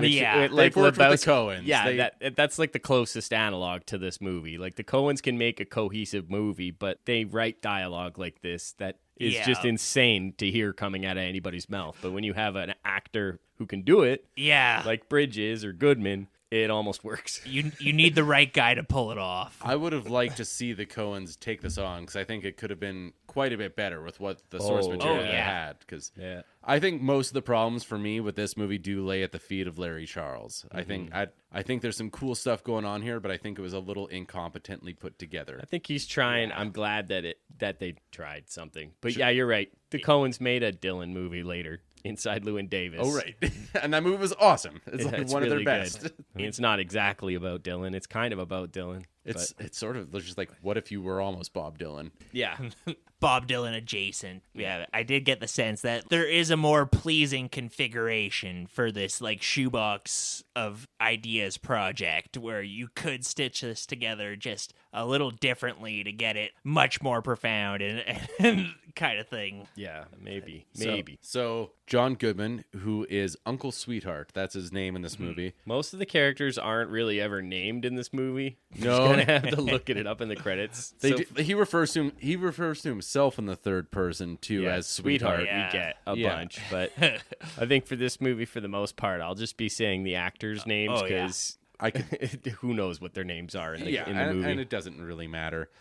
It's me, Uncle Sweetheart. So yeah, John Goodman's talking to Jessica Lange, who is his wife, I think, or his business partner, or they're both concert promoter kind of shuckster types. John Goodman's a wheeler and dealer, like a fast talker. He's trying to get this concert together, and he's in hawk to these one guys, and he can't get any big celebrities on the line. He's like, the only guy I can get is Jack Fate. He's like, we've got dead aliens stacked up in warehouses. What the hell are you guys talking about? Yeah, stuff like that. Like that was just like Bob Dylan at 3 a.m. at like a like a Radisson or something like that. That sounds like something Captain Sweetheart would say. Make him say that. The beautiful, amazing Jessica Lange. I love her. Her and Goodman and a lot of the characters in this movie are just hitting the bottle hard. And I think Goodman was probably still in his alcoholic phase at this time. Oh. I kind of loved seeing like John Goodman, aka like he's big the biggest man in the world, drinking out of the smallest little Mickey. Like this Jack Daniels that he's swigging on just looks like a fucking from a dollhouse in his hands. There's a couple scenes throughout this movie where John Goodman will get in someone's face and you're like, oh, fuck. He's huge. He's actually a giant man. He's very tall. He's very broad. He's always been massive. He's quite overweight here. I think this is probably his physical low. Probably like his biggest, I'd say. And then lately he's been losing weight, I think. If you watch him on Righteous Gemstones, he's practically doing much better now, Still a big guy, but I've heard good things. Maybe not a beanpole, maybe a corn stalk. A nice hearty corn stalk. Jessica Lange, I found Jessica Lange to be kind of failing at most of her line deliveries. Like she's not given much to do, though. Fair enough. They throw some weird stuff her way. To be fair, they throw every actor some weird stuff in this movie, and she's sometimes pulling it off, she's sometimes not. She's kind of there sometimes to be the nag to John Goodman, like, oh, I hope you're sure this concert will work. Don't forget, if you don't get this concert to work, they're gonna steal your thumbs. Yeah. So they're like, I don't think Sting or Springsteen or McCartney or Billy Joel's going to work out, but I have a surprise for you. And he drops a card that says Jack Fade on it. Which is just the dumbest name. Sorry, Bob. Yeah, that is it. Hey, what if I was Jack Fate in this one? Wouldn't that be cool? Man, so cool. And I don't smile, I don't laugh, I don't joke. I barely even say the dialogue. We haven't even seen Dylan yet, but I'm already starting my impression. I'm a cipher, man. You project onto me, man. What you want the character to be? You want to be savior, man. I'll be a savior. He's all things to all people. I'll be your guy. Whatever you need me to be. He's a big, at this point, Jack Fate is a washed up star. Everyone's like, Jack Fate? Really? That's the only name you could come up with? He's not going to sell tickets to this revolutionary concert. Yeah, he's in jail. He's in like and they're in this like medieval crowded jail cell in a single cell with 50 other dudes. It reminded me Jack, of like, you're free. It's like the Turkish prison in Midnight Express or the prison in like Dark Knight Rises. It's just like a hole in the ground. Or like with a, Robin Hood, Prince of Thieves, like, well, I'll come out, but can Morgan Freeman come with me? all right. The painted man. He haunts my dreams. God This only guy- knows what he did to end up in there. I don't know. I think his crime is being washed up. I really think He's in music yeah. jail. I really think a lot of this movie, it's a little bit cringy because it's him railing against the press. With the Bridges character, it's him railing against promoters and sleazy record labels. And you're right, there is some Christ public. martyrdom allegory in there. Yeah, totally. And the guard's like, well, keeping people free is big business, Jack. And he's like, I'll keep that in mind. That's most of what he said. Like, I like Bob Dylan in Don't Look Back. He never really says anything. No. Somebody will say something to him and he'll be like, yeah, that's the way it always was. Always been, always gonna be. That's hip. That's groovy. I never really knew what I was, but maybe I'll think about it. So yeah, he's sprung from prison and he goes to have a little meeting with his buddy Prospero, Cheech Marin. Yeah. We get the Spanish hip hop remix of Like a Rolling Stone. That was pretty sweet. Super cool. I'm adding that to my playlist. Yeah. Honestly, a lot of these remixes and just covers from different languages work for me a lot. The music covers overall wall to wall were is really fucking good. awesome in this movie. Welcome back to the pod, Cheech Marin. Yeah, they cast him in the wrong role in this though, because like at one point Bob Dylan goes to this hotel and a guy gives the pussy speech basically from Dusk Till Dawn, like, oh yeah, we got all kinds of pussy, Right, man. white pussy, we got American Pie pussy. You want a man. woman? You want to? And that should have been Cheech Marin's character, but instead he's just this random guy who gives like a cryptic line of dialogue to Bob Dylan. He's like, "Where you going, Bob? You going left or right?" Like, that way's good. That way's good too. Maybe I'll go the way that's good. I'll go the way that's good and catch a bus. He just jumps on a bus. It's very cryptic. He's like it's, Forrest Gump. He it's- just goes wherever the wind blows him. There's like almost a Jim Jarmusch like ghost dog quality to some of it. Like he just like walks up to Cheech Marin. That could be like the RZA walking up to him on the street or something. Just like a random street character having a little cryptic exchange of some meaningful-ish dialogue. Meaningful to somebody, but I don't know who, and Yeah. it's not me. But It means something. I think this movie has seen Jim Jarmusch movies. yeah. Definitely. That's a good observation, Mitch. So this is where we finally meet Jeff Bridges. He's talking to Bruce Dern. He's like, "Oh, what are you drinking? I'm drinking my life away. You want some? It'll make you forget you're poor." And Jeff Bridges looked like the Unabomber here. He's got like a gray hoodie thing on. what's He's Jeff got the Bridges' shades deal? on. Like, is he also a prisoner or something? Because we find out later in the scene that he's wearing an ankle monitor, and he's a reporter who's Yeah, we see the ankle monitor, but that's not explained, I don't think. at all. He's just There's It's a an lot interesting of like detail. reading into this movie. I was reading in that maybe he like made a story in the newspaper that wasn't positive toward the political elites, and so now he's a kind of a political pariah who has to. That was totally me reading in though. They don't get into that. I but- don't think you are meant to read into it. It's just like a Dylan song where you're not supposed to pick those lyrics apart. Any of these scenes from this are like lines from a Dylan song. Oh, there's a reporter with an ankle bracelet, and his editor's drinking to forget he's poor. He's got one last chance, and he's kind of mirrors Bob Dylan. Yeah. Because they both got one last chance in this movie Yeah. to do their thing. everybody's doing the killing now, and everybody's doing the diet. Everybody says that to Bob Dylan throughout this movie. They're like, "You're all washed up now, Jack Fate. This is your one last chance to maybe get a hit record or something. Is to do this concert in this prison compound or in this internment camp." That's what the venue looks like. You need to play this song in front of these 12 people that we've assembled for the audience to end this political strife or something. Yeah, everybody's got their different motivations, but everybody's projecting all over Jack Fate. Yeah, and Jack Fate, he's just just wants to go about his business. But Bridges has to cover this story. Yeah, he gets his freedom, or he has to do it for whatever reason. He has to do it, but he's complaining that he doesn't have enough time. Or Bruce Stern's like,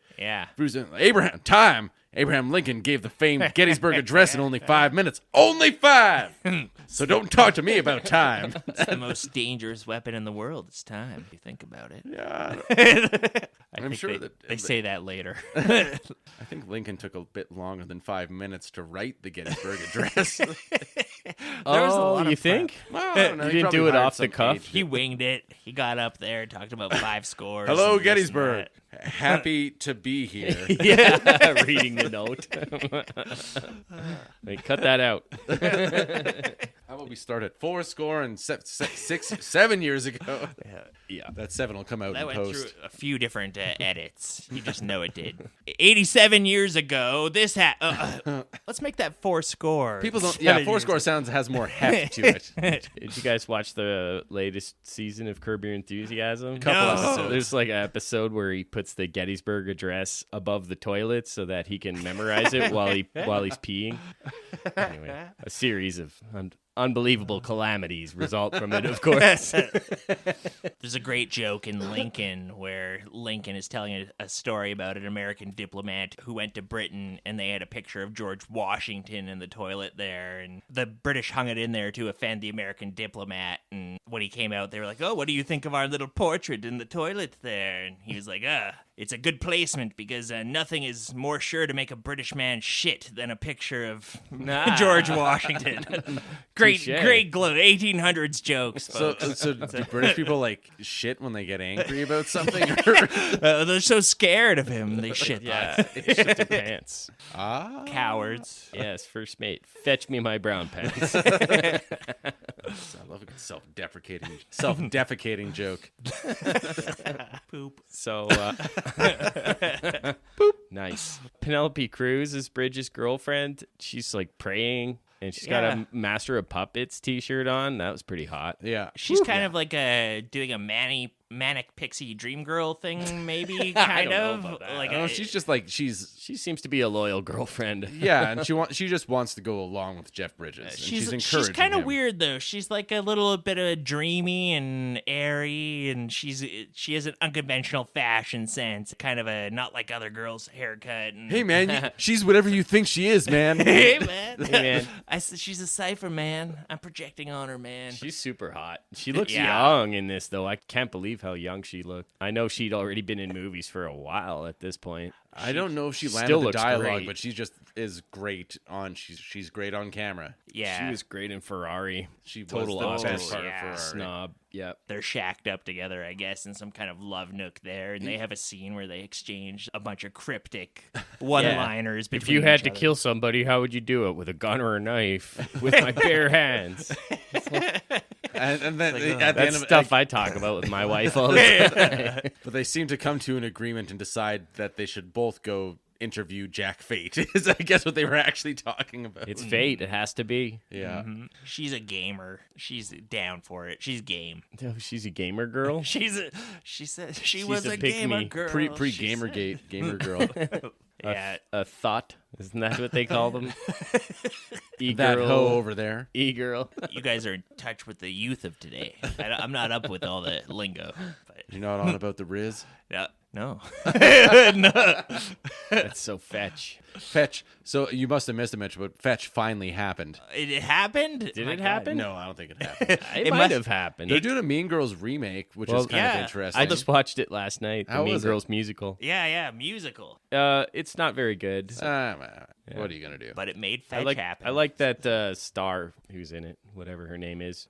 So now we get to a bus scene, and Jack Fate has to share a bus seat with Giovanni Ribisi, and he's just fucking going off and just talking about war atrocities that he witnessed and was a part of and all of that, and everybody just really wants to ride the bus in peace, but he's not letting them do it. I think Dylan's working out some stuff about the Vietnam War on this one, not so subtly. It's definitely, it's like all about how circular and weird and ambiguous this whole forever war conflict that's going on is. Giovanni Ribisi joined like a rebel group group, and then he realized the rebels were actually all corrupt too, that were trying to fight the government, so he joined a counter-rebel group against the rebels, and then he found out that the government is funding this counter-rebel group, and so then he just went and joined the government forces, and then they had some other crisis of conscience. They Yeah, wound he up ended up- destroying a village that was his own. It was his own village, and it was filled with nothing more than women and children. And now he's a haunted man. He's like,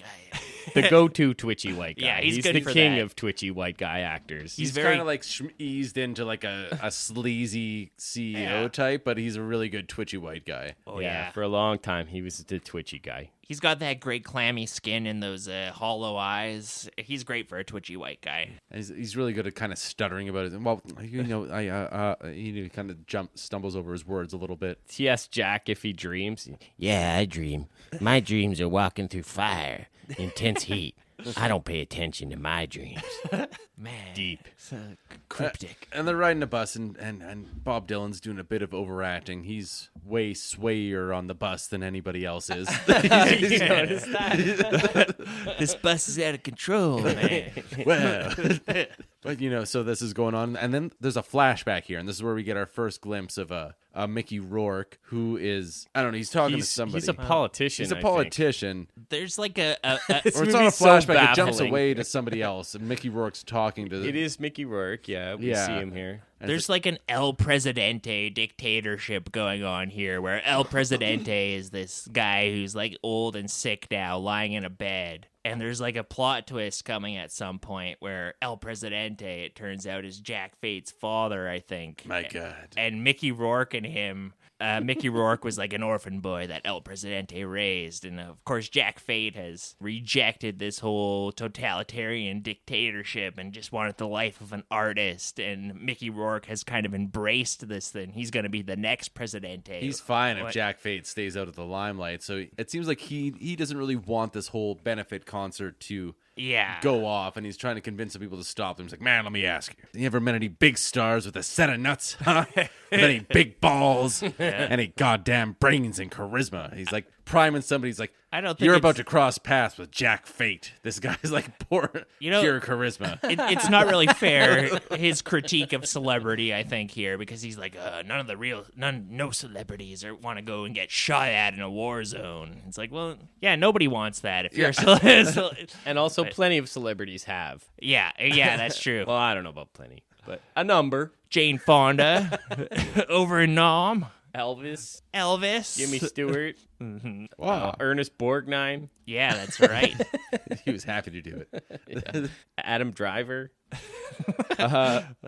I think is some sort of fascist. Is Adam Driver a fascist? Oh, I'm pretty sure, yeah. Oh, Yeah, no. I know he served. He was a Marine or something like that. I try not to think about it. He's a great, really He's a good great actor. actor. He wasn't very good in Ferrari, but he's a very good actor. Oh, That's fine. Did you see him topless in a Star Wars movie? whoa, yeah. Boy, did you see that body? He bulked up. Yeah. Did you see how he bulked up? It was an unusual kind of look to him. He's It no was a Mickey very- Rourke, I'll say that. He was sturdy looking in that movie. You couldn't push him over. Wouldn't even want to try. So we cut back from this whatever to this aside. I don't really know what it is, but Mickey Rourke's not on camera no anymore. fucking clue what happened. Yeah. We're back on Bob Dylan and Giovanni Ribisi, and the bus gets stopped by some rebels or some Counter-revolutionaries. gendarme or I don't know what. Yeah, counter-revolutionaries. Just They're the counter-revolutionaries. They're guys with bandanas on their head, and they've got AK-47s. That kind of group. Jungle gorilla-looking guys Yeah. who are up to no good. Giovanni Ribisi pulls an assault rifle out of his backpack, as you do in America. And Yeah. he just goes. He's like, violence is the only tool in their box. You can't build a house with one tool. I got a tool too. And he pulls out his gun, and he doesn't even shoot. He just like walks out and talks to them, and they just gun his ass down. Yeah. I got to take issue with driver- this plan here. And Jack Face like, well, I guess that won't be very. I guess we better keep moving on, driver. Like he's totally unfazed by what this thing that just happened. Hey, driver, this isn't my stop. The driver's like, these guys have no beliefs. They don't. She gives a random cryptic line too. She's like, they don't believe in nothing except the next bullet. Or Oh I yeah, can't that's remember totally what what she says. the bus but- driver says. Then they take off.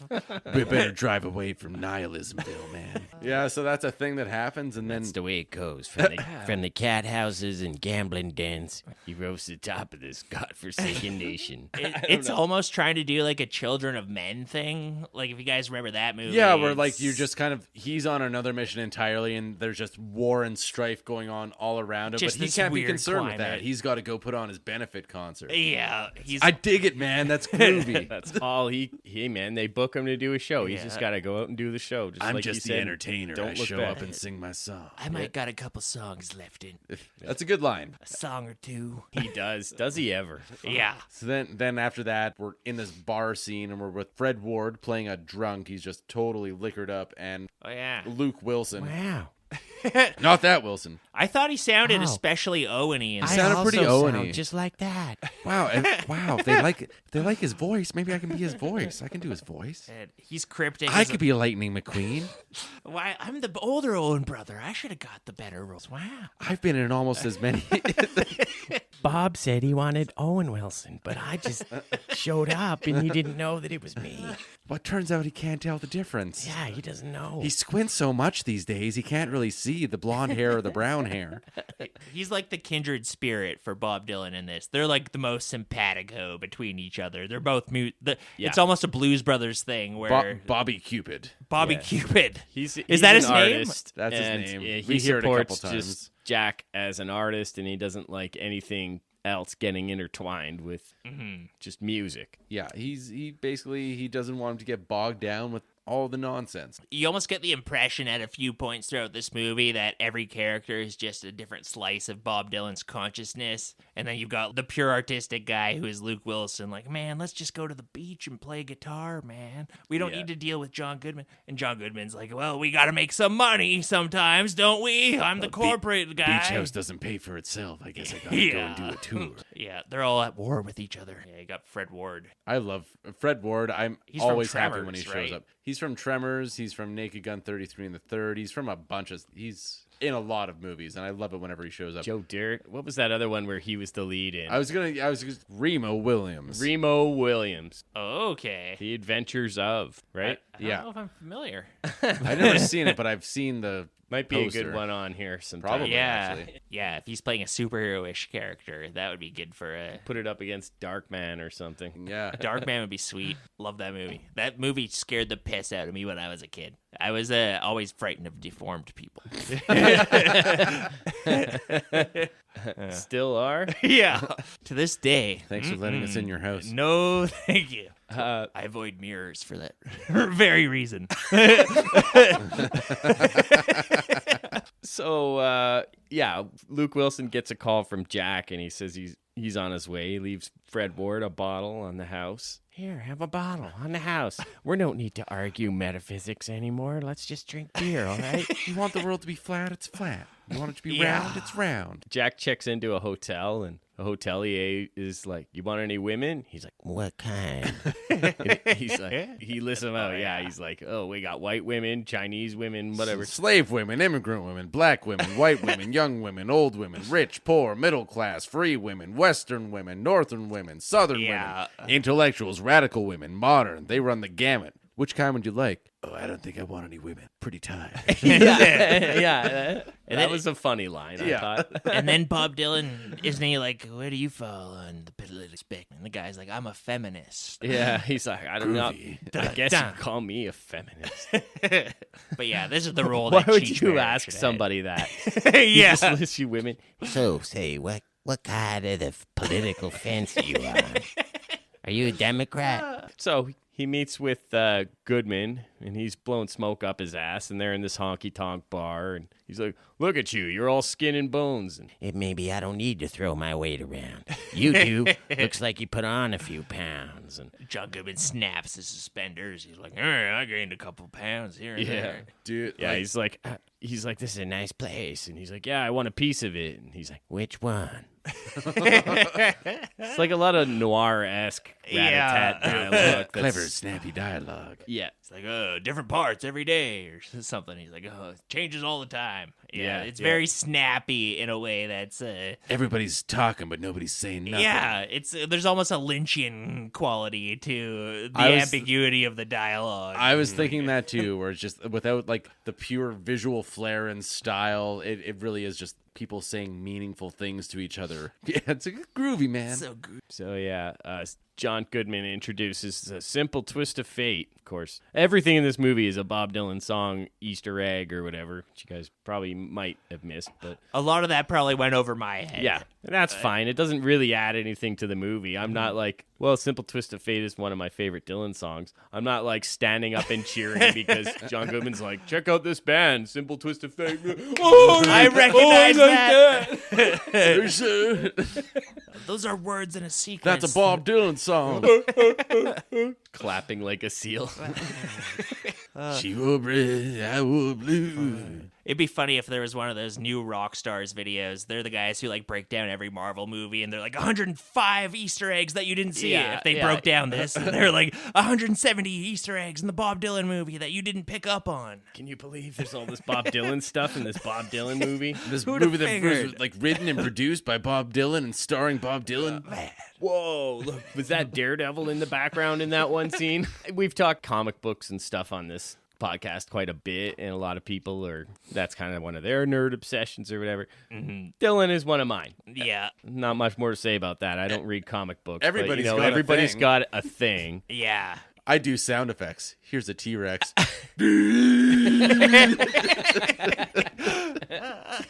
I play a rich guy at parties, or at least I'd like to. Yeah, you can. He is a guy you can geek out on and like deep big time. dive on. There's no end to the supplemental material in the appendices. Yeah. You guys never given the same Bob answer Dylan twice universe. in any interview. Yeah, I have an entire shelf full of Bob Dylan books about him, The Dylan shelf. like tour diaries, Flight dates. all that stuff. Yeah, all the Epstein flight logs. oh no, I don't think he was even named on them, actually. no. One of the few that wasn't. One of the few. Oddly Well, enough. wait. Did they? What about Sergei Petrov? Was he named on any of the flight? Probably. Was Jack Fate. Jack Fade. Jack Frost is another pseudonym that Bob Dylan uses. I know he Interesting. produces some of his albums. Like the snowman. This is produced by Jack Frost. He had a radio show on Sirius XM for a minute, and it was like him playing really old deep cut stuff, and he'd be telling stories and that. In this one, I first heard in 1949 at a penny theater, and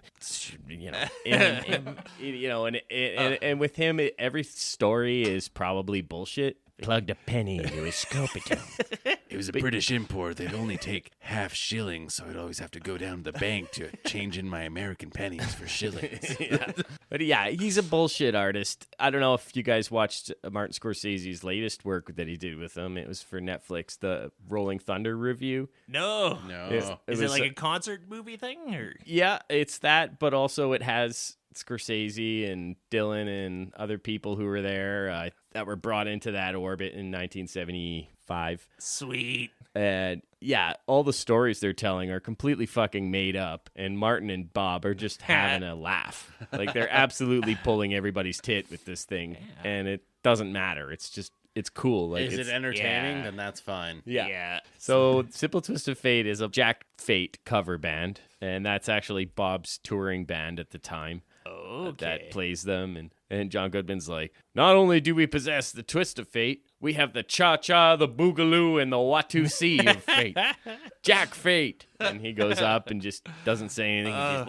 And he goes and he plays a fucking rollicking blues rock I found song. it a little bit awkward, the cutaways to the crowd during this scene. Like, they were a little too into it almost. Like, this should have been a very dingy bar scene, but they were just, like, Instead of- smiling and clapping. It They're turned a out to be pretty the awesome third band. and final location we get to see in this movie. Yeah.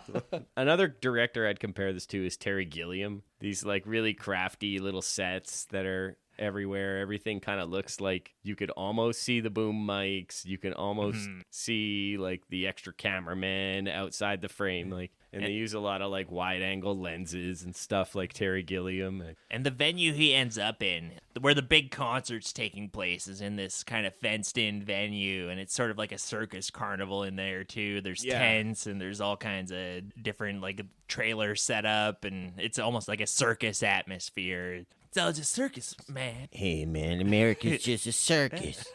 So he goes to jail. The prison guard's like, how'd they ever get you to do this? They must be scraping the bottom of the barrel. I might have a few songs left.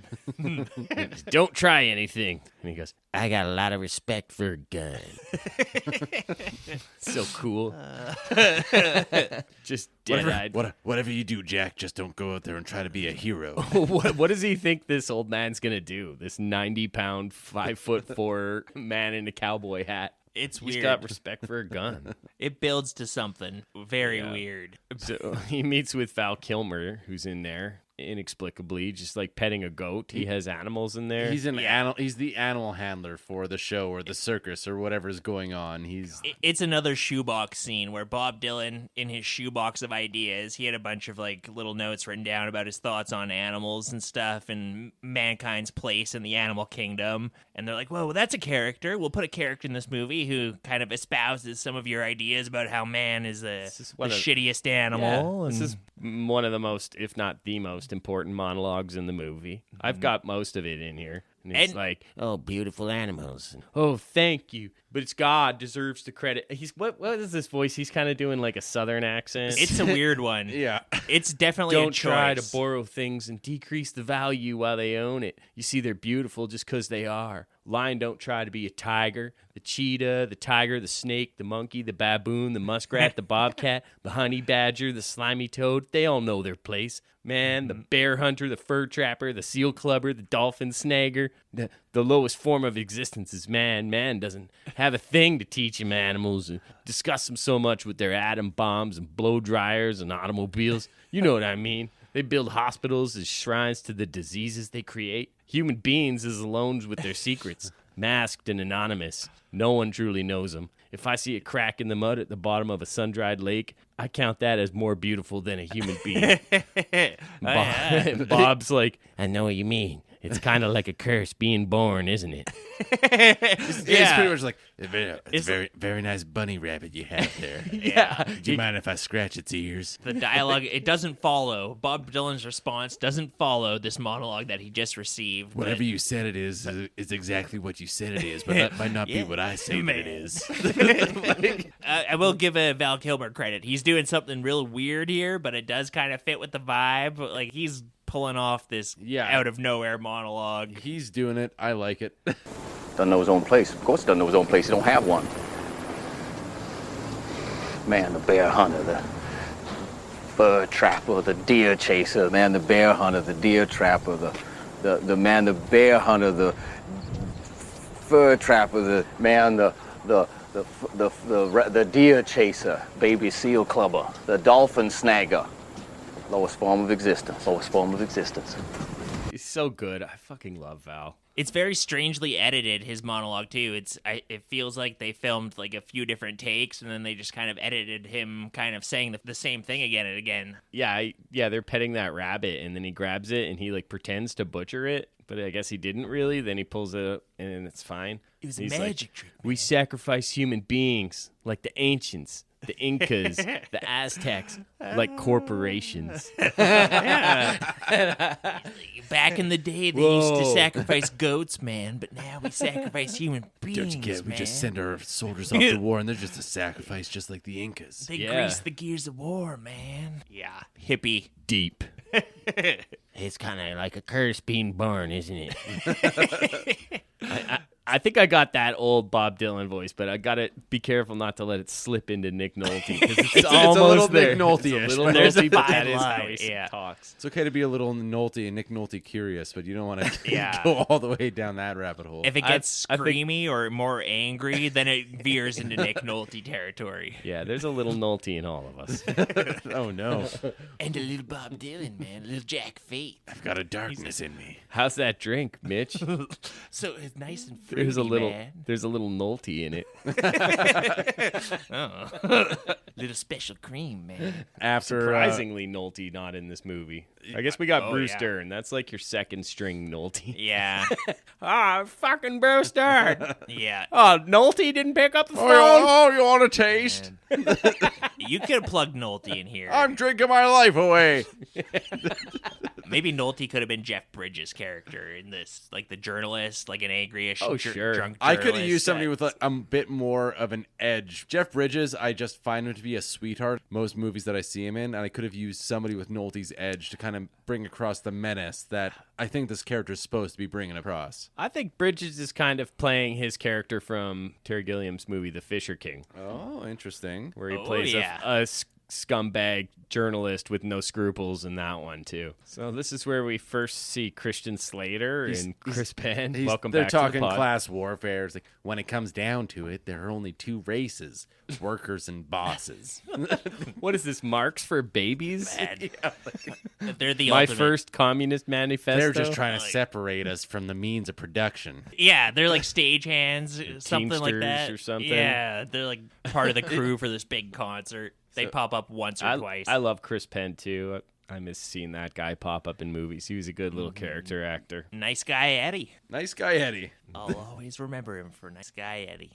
So here's where we get the first of quite a few bits of Bobby playing with his band, and they're doing a little bit of rehearsal, and they're just twanging along, singing some songs. It's great. It's Yeah. great. The music, when he's just playing with his band, like his drummer's playing like a Modelo box with some brushes, and it's just real pick up whatever you have around you and make a song type of thing. It's really, it's cool. Yeah. Like one guy has a stand-up bass that he's using off and on through some of their performances. But yeah, these are the best parts of the movie. Is I that the think. Dixieland song? I can't This remember. one's not That the one was- Dixieland. Was a little more bluegrassy. He does a couple songs here. The second one's Dixieland. The first one I forget what it is, yeah. but it's good. This one's Diamond Joe. Cool just to see him with a band here too. Like in Don't Look Back, it's pretty much just him on stage doing a guitar harmonica sort of thing, and it's kind of cool to see how a band interacts with him and he interacts with a band. You don't take your eyes off of him for a minute. Yeah.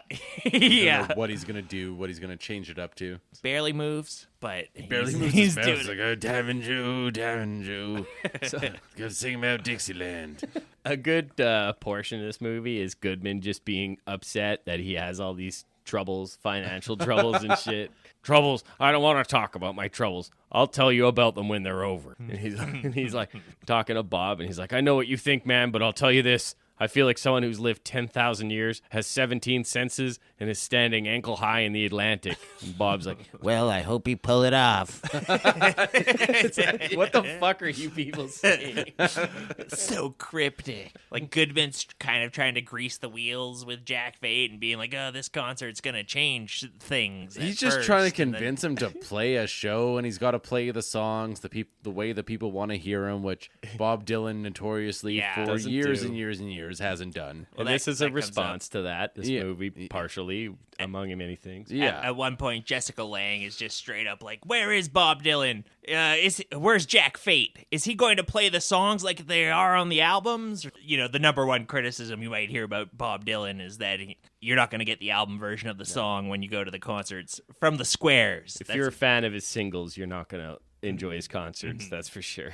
So this is when Goodman wheels out his other acts for the so-called biggest show of all time. This is like an I Think You Should Leave skit. They've got like a Pope impersonator, Right. This was a weird. Lincoln impersonator, a Gandhi impersonator. We have like a luchador. a stretchy a woman. dwarf, a contortionist, Were those some shabby impersonators? looking. I kind of thought that they were just the actual people. And I was like, this is some weird La La Land Could have or been whatever. the Pope and Gandhi and Lincoln, sure. I know that they're like all dead, but What is the message here? Is Dylan saying? I but think John Paul II, he's my pope. I don't know. He's the one that I grew up with, so he's the one that I ride or die for. I think this is just a joke.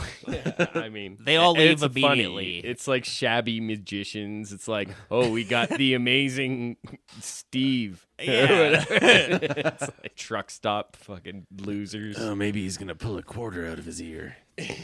That's when Luke Wilson shows up in the trailer and John Goodman dismisses all the random sideshow acts. Luke Wilson's got this fancy guitar that he got. It's Blind Lemon's guitar. a Blind Lemon. Is Blind Lemon a real person? No, I don't mean, think sure, so. but I've never no. heard of him.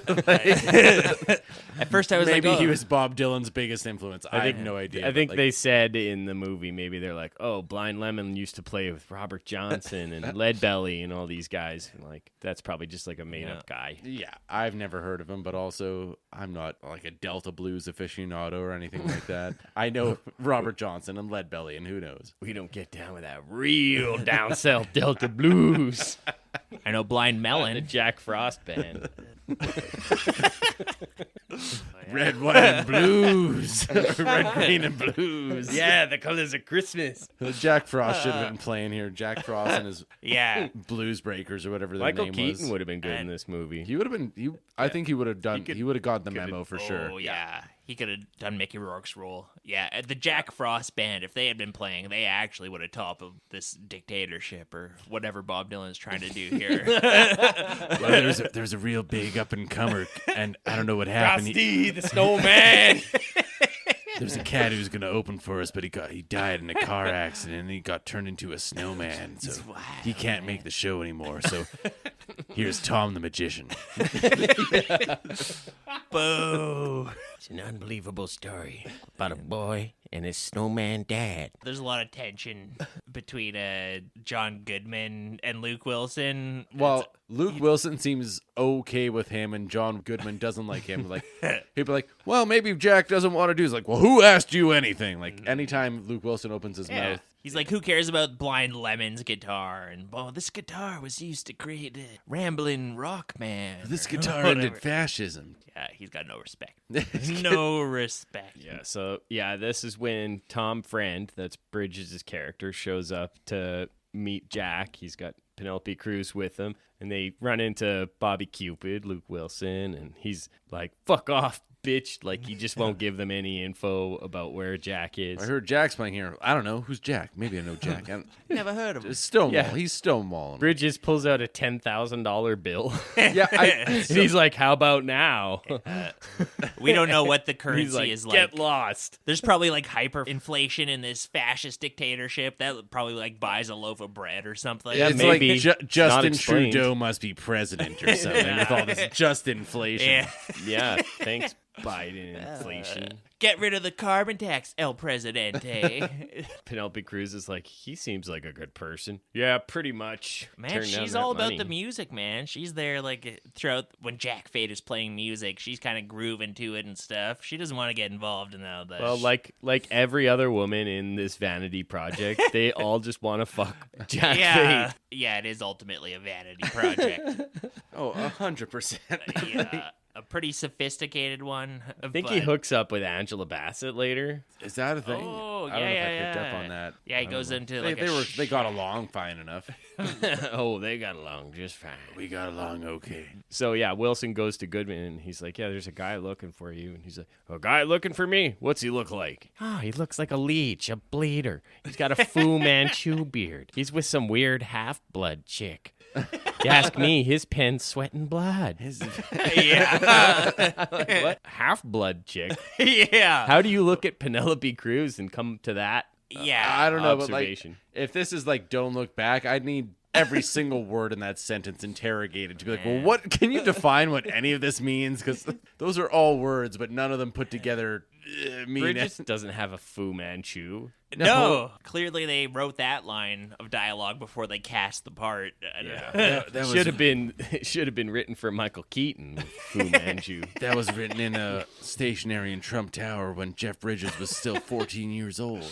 Yeah, the pen, sweat, and blood. I get what he means on that. He's This like a guy's trying to ruin blood-sucking us. journalist. Yeah, if it bleeds, it leads. He just wants to make a catastrophe and make a buck off of it. Yeah. From the failing New York Times.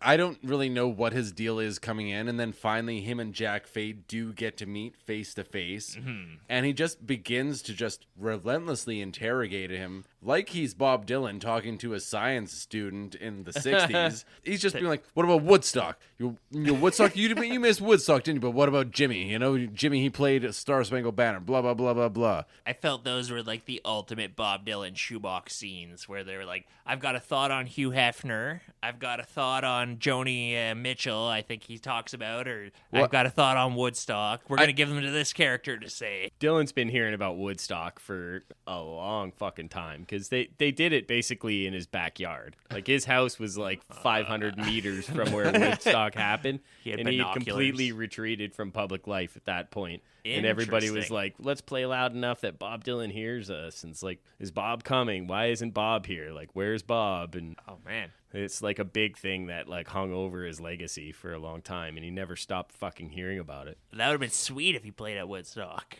Why Yeah, did Bob maybe. go? Maybe not. Where's Bob? Bob? What happened to Bob? What about Bob? eh? Where's Bob? Think of how much earlier the Vietnam War could have ended if Bob Dylan just played Woodstock. Yeah, maybe we should kill Bob Yeah. Dylan. Well, we should at least definitely After Rob arrest him. Reiner, Bob Dylan's number 2 with a bullet, man. Put him in a Midnight Express prison for this. Satire, joke, parody. But yeah, I forget who he talks about. He's saying that like some guy made a movie. It was like 16 hours long. He's like, how about he let it all hang out, didn't he? How about you? You ever let it all hang out? And it's just like, what is? I get that it's like some sort of satire or something. It's a commentary on how Bob Dylan, how the press treats Bob Dylan. But like, what is it doing in this movie? It's just like There's so many of these speeches Yeah. in this movie, like Bridges being like, newspapers are just a false map of the world. You ever hear of the AIDS epidemic? What if I told you it was cooked up by some Mau Mau Africans and given to British sailors? And what about the Vietnam War, huh? You ever hear of that? He's saying this to his girlfriend, by the way. What if I told you it was lost in the whorehouses of Saigon instead of on the battlefield? Oh, good God. What the fuck are you talking about, dude? He's yeah. He's clearly paranoid schizophrenic. He's just rambling stream of I consciousness. feel like those are Bob's thoughts, and they're not Yeah. very good ones, if you ask me. Bob Dylan was home alone at night after a show, lying in bed, and he had a weird thought about the Vietnam War. And maybe if wrote he it went and down. played Woodstock, he'd have his head a little Yeah. more clear. And He'd be a lot more lucid about all this stuff. Mau Mau, he thinks that the Mau Mau uprising caused AIDS. This I gotta look into, actually. Yeah, this could be some very dark conspiracy stuff. Don't dig too much, Luke. All you're gonna get is dirty. This could be like, people are sacrificing babies in a pizza shop basement stuff. You know? I can tell you, though, with certainty, the Vietnam War was not lost in the whorehouses in Saigon. It was lost by losing to the fucking superior Yeah. army who had a righteous force behind them. That's right. Didn't want people in their backyard. Yeah, get the fuck out. I think it's like Party's over. In Platoon. Willem Dafoe smoking all that marijuana in that little shack he was in. Degenerate. I He think couldn't fight a good war. The after Vietnam that. War was lost on the TVs with all these hippy dippy youth. You're gonna let us win this time. It's those bureaucrats. The pencil pushing. Will let us win. They got you pushing too many pencils down there, Dylan. Bob, you didn't even fight in Vietnam. Fuck you.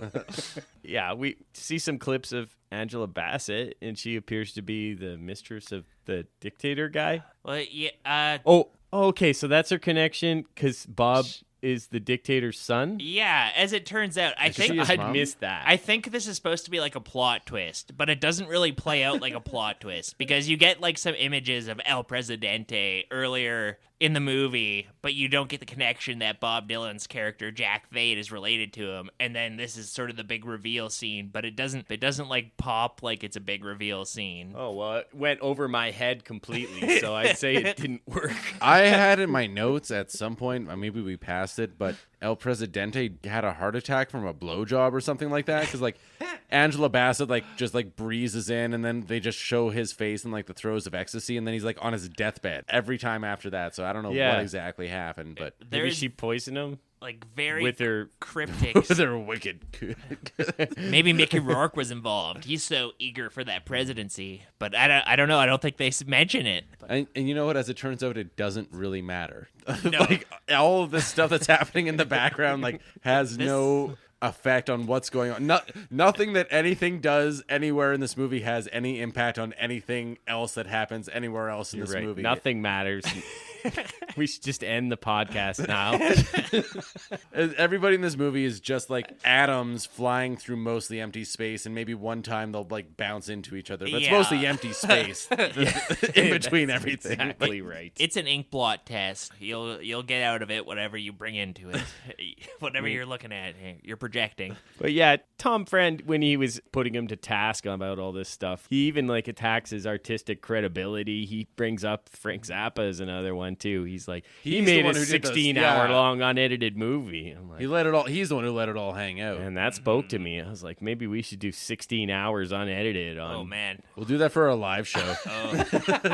we should do a 24-hour record one day, like a 24-hour marathon record, and just see how crazy we are. It's like losing it like Krusty in the desert. They bite, they light, they bite and light and bite. Just like, we're out of Do it movies while to we're talk about, watching but here's North a on- dead battery and a cat. There's another part here, a little black girl. She comes out of nowhere and just goes up to them and sings "The Times They Are Changing." Well, her It's mom nice. is like, Everybody just like has a religious experience. Everybody just stops and looks at her while she sings the song really nicely. at first I thought it was going the opposite way with the scene, because the mom comes up and she's like, my daughter knows all of your songs, Jack Fate. And Jack Fate's like, oh yeah, why does she know that? And the mom's like, because I forced her to learn all your songs. But so you think it's going to be like a dark scene, but then the girl sings and everyone's like, yeah, How Everybody's nice. this in is on it. nice. And then we cut to a flashback for no reason. They do this a few times where it's a beautiful moment, and what I think that Larry Charles does really well is he captures the music as it's happening. So all the live music that's happening, he films it really well. He takes all that in. I think he might have come off music videos. That wouldn't surprise me at all, because he has a really good eye for what works with that. But then, like, this girl, she's singing the song, and it's a very touching moment. And they don't even, like, cut to some sort of flashback or anything like that and keep the music playing, which would kind of give it continuity. It's just, like, a hard cut to, like, Bob Dylan remembering El Presidente, or, like, something going... Like, maybe this is where El Presidente had his, like, blowjob heart attack or something like that. And then it, like, cuts back to this girl singing, like, this beautiful rendition of a song. And it's just... It's jarring, and stuff like that just really didn't work for me. I don't know. It was just yeah. poorly done, sadly. But he did Borat, so this guy's he knows what he's about. Actually, I was wrong. He didn't do music videos. What am I thinking of? But he did write for Seinfeld for most of its run, and directed Wow. and wrote on Curb Your Enthusiasm for many years too. Okay. He's more of a comedy guy.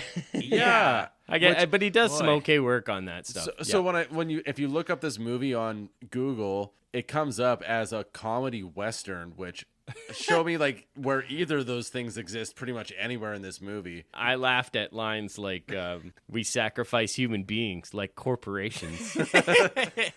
That's comedy to me. This movie's impossible to like categorize though, because Yeah. like, I don't Yeah, know no, what it it's- is. I don't think Larry Charles knows what it is either. Like, It's an experiment. It's a fiasco. whatever The Wall is, I might, like Pink Floyd's The Wall, this is probably in the same category as that, but it doesn't quite pull it off in the same way that The Wall does. Like, should have been more music video-y, I think. The Wall has a concept. And The Wall it, has like, it's The a Wall concept goes album. through. The Wall Yeah. isn't a shoebox filled with random quotes Yeah. scribbled No. on whatever paper happened to be around. It is overstuffed with ideas, maybe you could say about The Wall, but not like this. No. No, Not like this.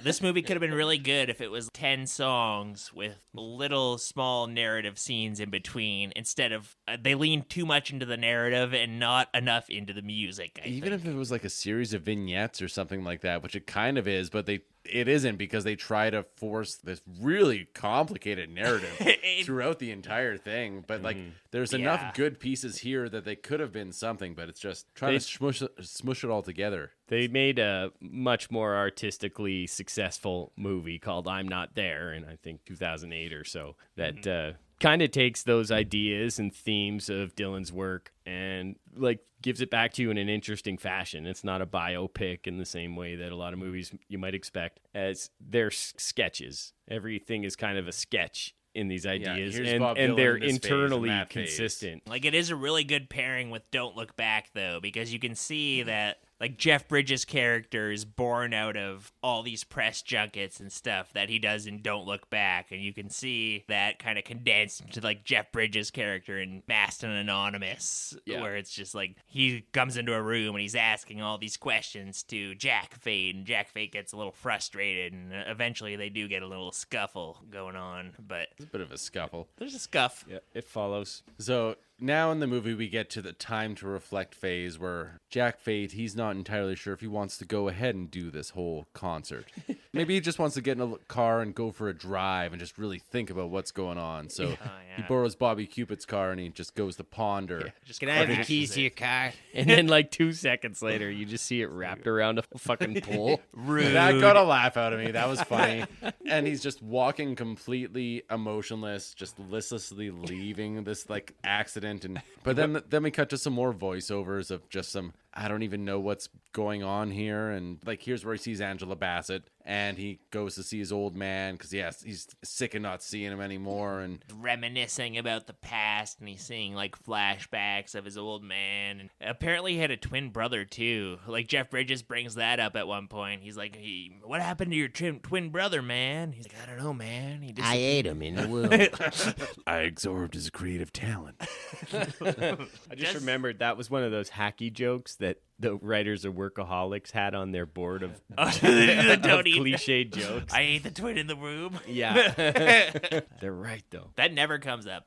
Bob Dylan's twin? I don't think so. There was a weird thing where the first time they showed the band, him playing with the band, I thought it was weird. They were showing him play live with the band, and then they would cut and they'd have him in the room with John Goodman talking about it. But that was it. I don't think that had anything to do with the twin, but it was like he was in two places at once. And... Interesting. But no, nothing came of the twin man. theme. So he's like Dr. Manhattan. He's just like in all places at once. Yeah.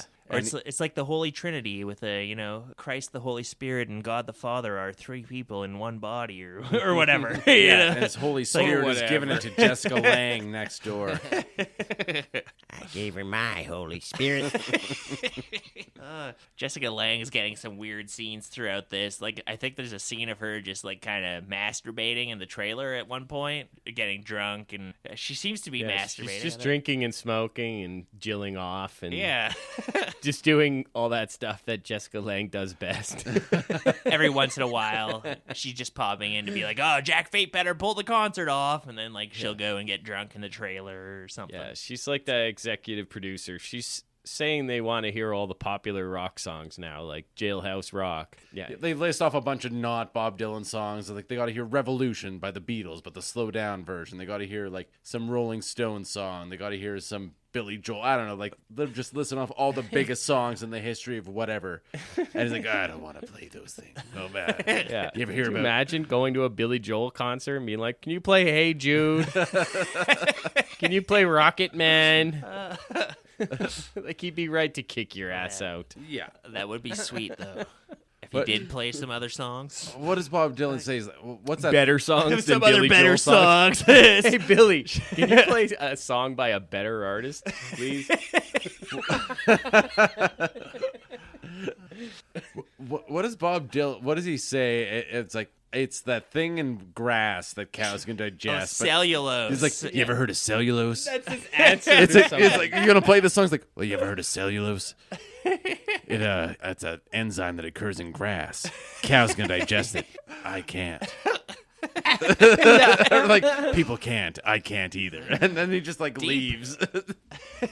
So Like, stupid. man, Jack Fate can't eat that shit, man. He can't eat that cellulose shit, man. Yeah, and nobody can. Yeah. We see the debt collectors threaten Goodman again.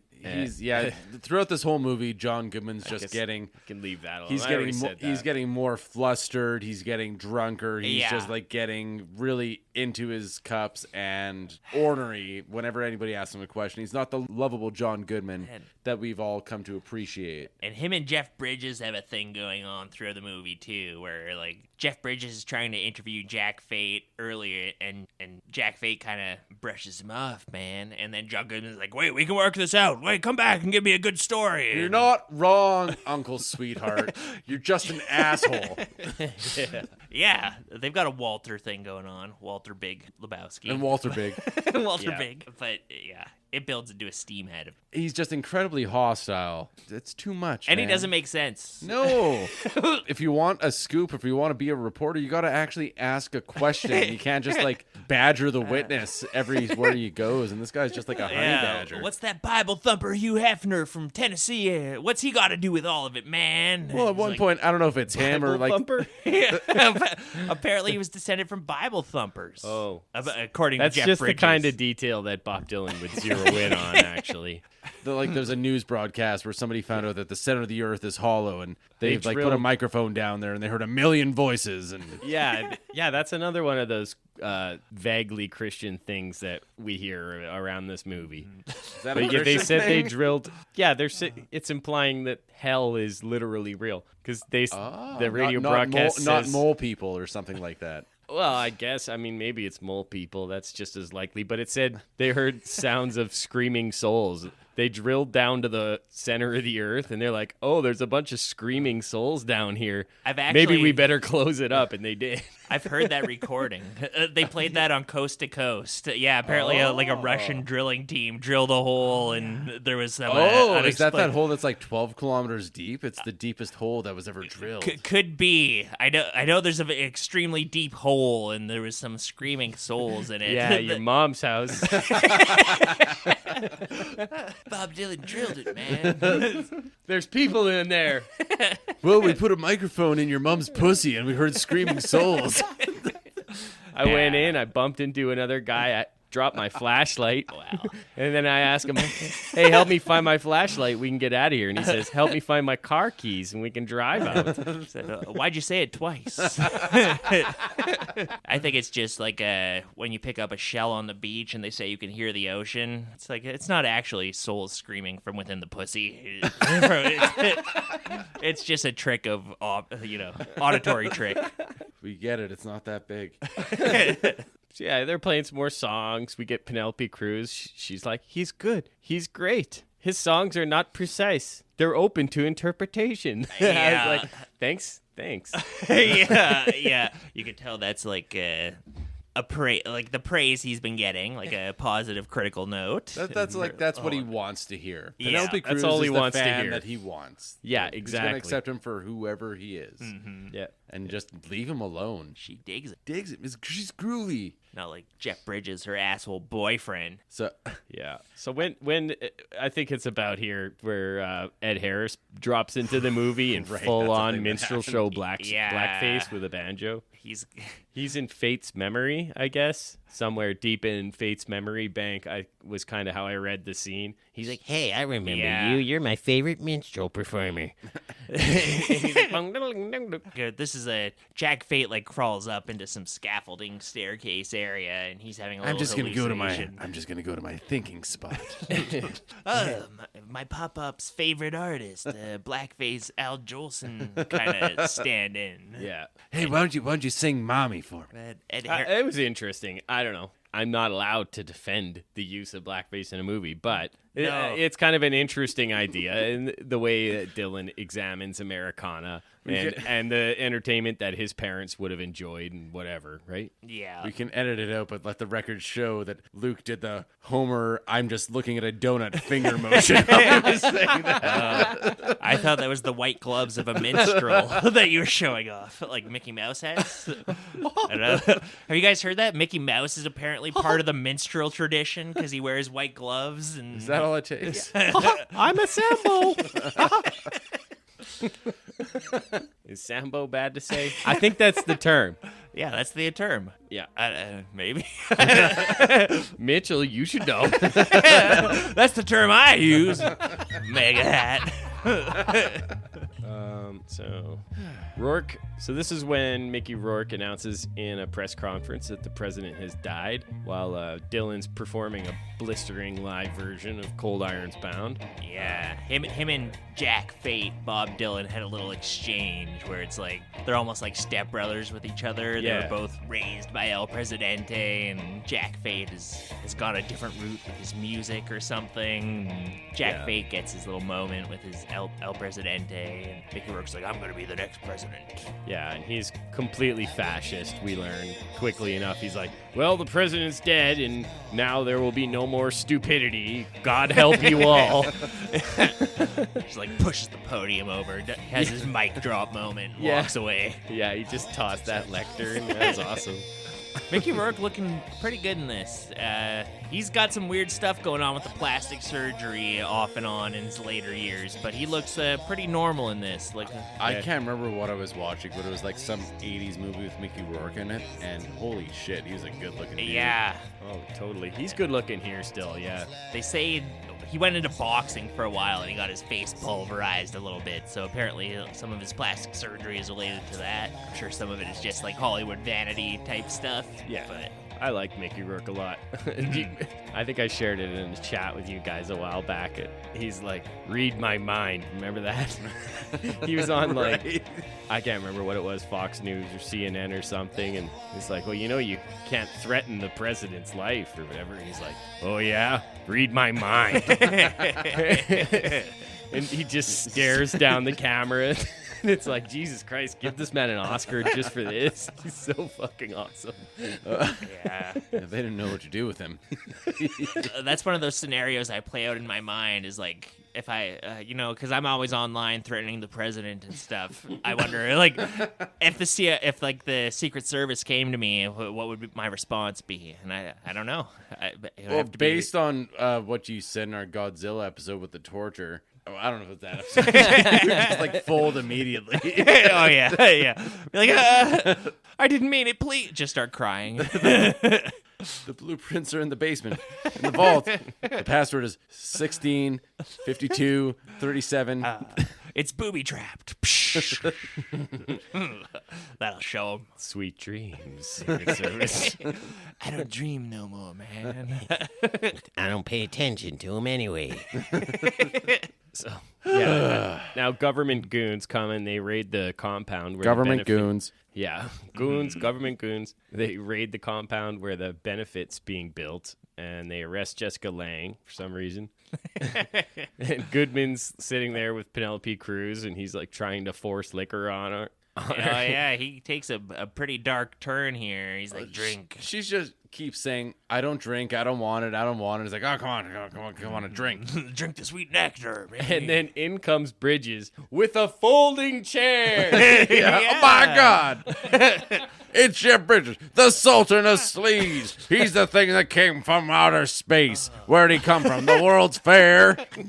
John Goodman's been broken in half by the swinging chair of Jeff Bridges. He gets another prop involved in here, too. He's smashing a couple things on John Goodman, I think. Yeah, he chokes him out. He starts choking him, and that's when Jack Fate, little Bob Dylan, comes between these two large grown men. So tiny compared to and them. he's like, He has his badass moment. He kind of steps in, and Jeff Bridges gets in his face, and I felt genuinely scared for Jack Fate in this scene because Jeff Bridges could easily destroy him. oh, he'd just pop like a grape if he punched him.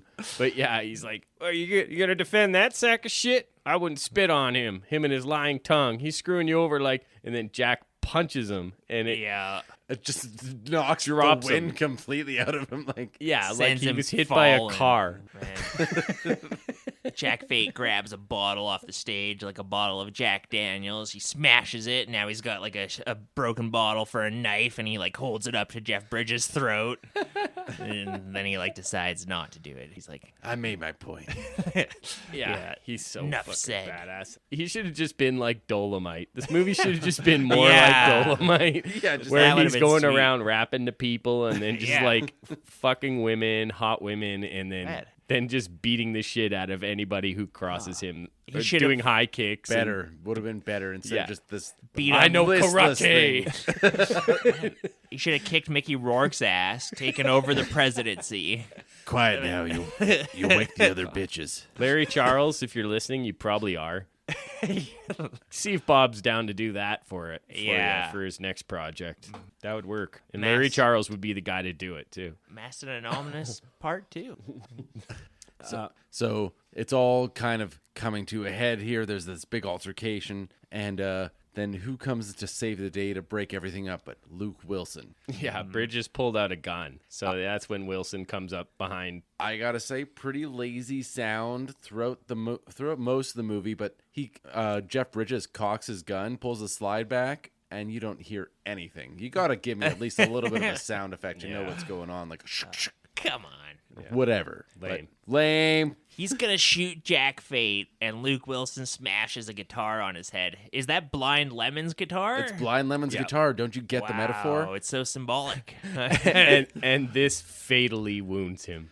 Well, he smashes it over him, and then he like kind of stabs his neck with it. Is what they don't show it, but that's kind of what it looks like he's doing. He like jabs really him with the shot neck of the badly. guitar. All of this action, it makes no sense. No, but then once all the dust kind of settles, the camera pulls back a little bit. You see Jeff Bridges has some sort of mortal wound on his neck, and A grievous injury. Some kind of vein has been punctured in the neck, a jugular or something. he's done for. He's a done Tom Turkey. Penelope Cruz kind of cuddles with his body. Yeah, so you'd think his last words would be like, "I'm sorry," or "I love you." No, what does he say? "Once I was passing a cathedral. A white dove came flying by and dropped a twig it was carrying in its beak at my feet."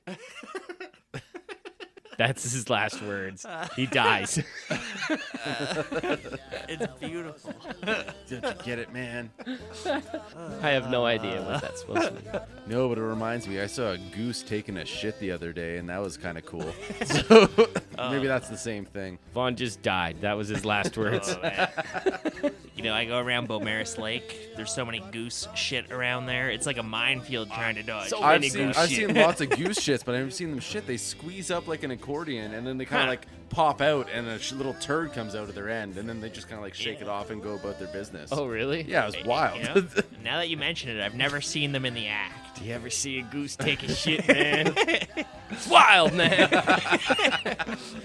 People these days, they're not stopping to take a look at the goose shitting, the geese, man. It's like going to a cathedral on a Sunday, man. And then a goose will come and squeeze out a little turd on your shoe. Everybody stepped in goose shit. Not many people have seen the goose make this shit. That's what's wrong with the world today. It's so true. Don't you get it? He's talking about consumerism, man.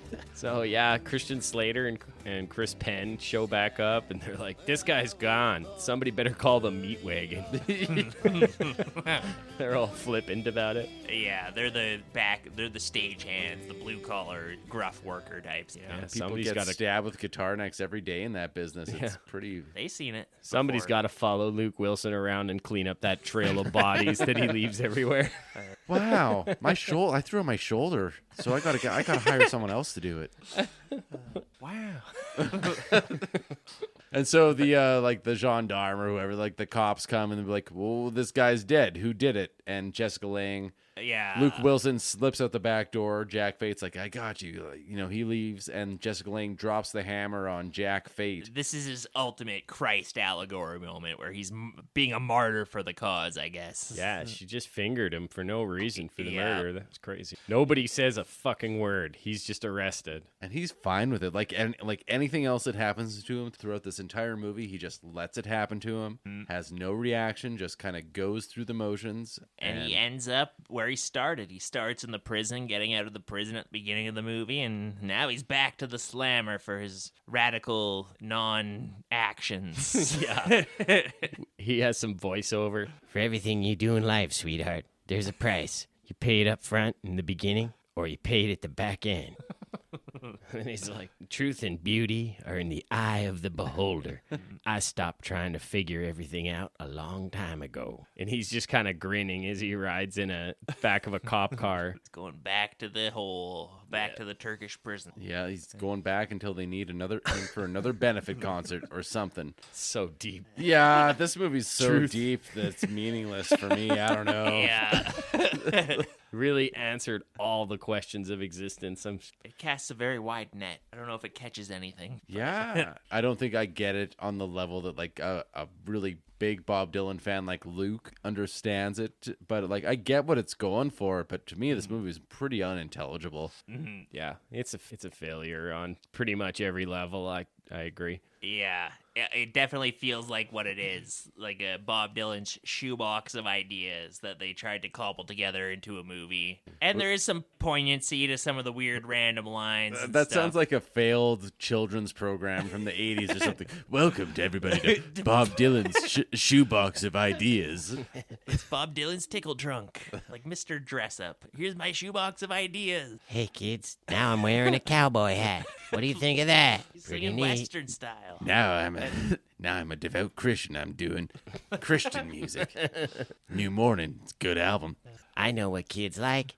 A 12-minute song about John F. Kennedy in 2023. So good. Yeah. All right, so that's our Bob Dylan episode. Why don't we just go around the table? Final thoughts. What did you guys like better? Don't Look Back, our High movie, or Masked and Anonymous? Oh, I gotta say that it's easily Don't Look Back. What a cool snapshot of a point in time of a person going through probably one of the biggest, most tumultuous changes they could ever go through in their life, right? He's on the cusp of fame, and he's just kind of dealing with it, and you get to see that, and it's shot in a very candid, fly-on-the-wall style, and I really dug it. And Masked and Anonymous, it kind of comes along later. He's even more jaded about every fame and everything that everything that it brings along. And I don't know, to me, like, there's a lot of cool things here. I think put in the hands of somebody else, like give it a second pass on the screenplay, put it in the hands of some really talented directors, like people we Gilliam, talked about, Coen Gilliam, brothers.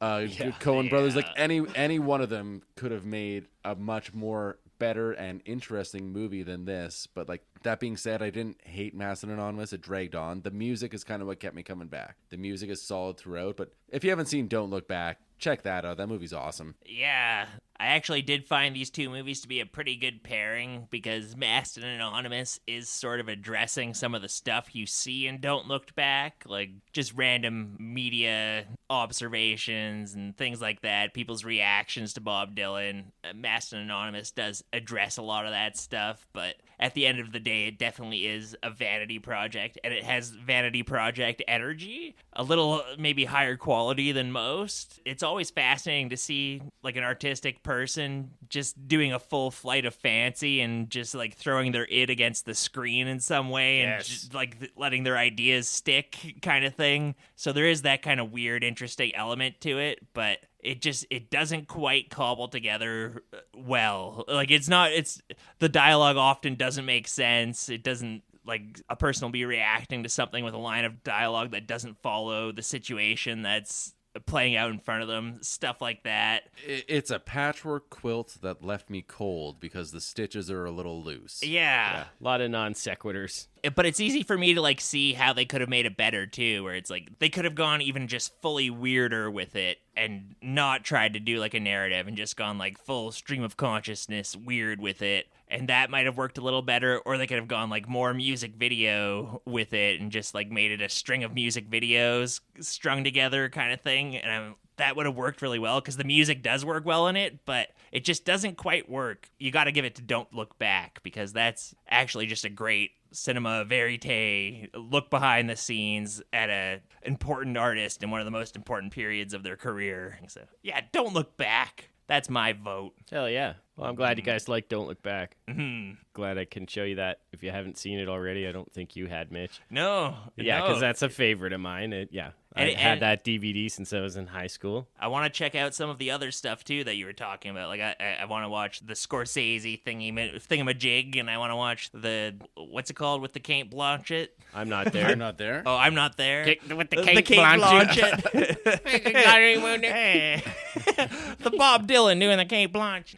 Yeah, those are good to check out. Martin Scorsese also did a multi-part series documentary called No Direction Home. That was really good. Oh, yeah. He's done some good work with them. The Rolling Thunder one, the recent one, is a little more challenging, I'll say. A little more if late you're period Dylan. uninitiated. And it's not late period, it's 1970s. Oh, but okay. it's made with Dylan in present day as well. It's an interesting project, but That sounds fascinating. not for everybody. It's very confusing.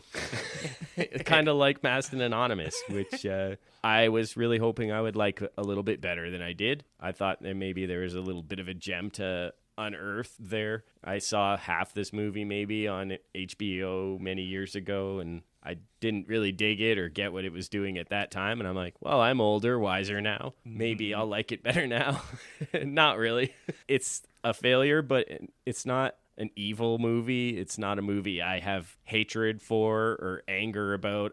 I wish that more movies like it were made and more people just took big swings on wild creative projects. I like to see that stuff happen. Yeah. It's cool. Even if it fails like this one did, I'm happy it exists. Yeah. And Don't Look Back. It's a favorite of mine. Check it out. Even if you're not a big Dylan head, it's a really cool little fucking movie, and the music's really good in both movies. But yeah, Don't Look Back rules. Check it out. Boom. Well, and next time, hold on just 1 second. I got to do a little roll here. It looks like it's going to be a critical hit. We're going to cover a couple Dungeons and Dragons movies, starting with the 2023's fun take on the Dungeons and Dragons movies, Dungeons and Dragons: Honors Among Thieves. And then we're going to look into the critically, culturally, universally panned 2000 Dungeons and Dragons. So grab your swords, grab your mead, grab your wizard's hat. Don't forget your incantations, and we'll see you all next time.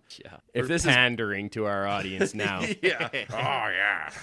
They told us when they want to talk Dungeons and Dragons, it's like, come on the pod, talk Dungeons and Dragons. Yeah, you with wanna us talk- then, you fucking nerds. Yeah.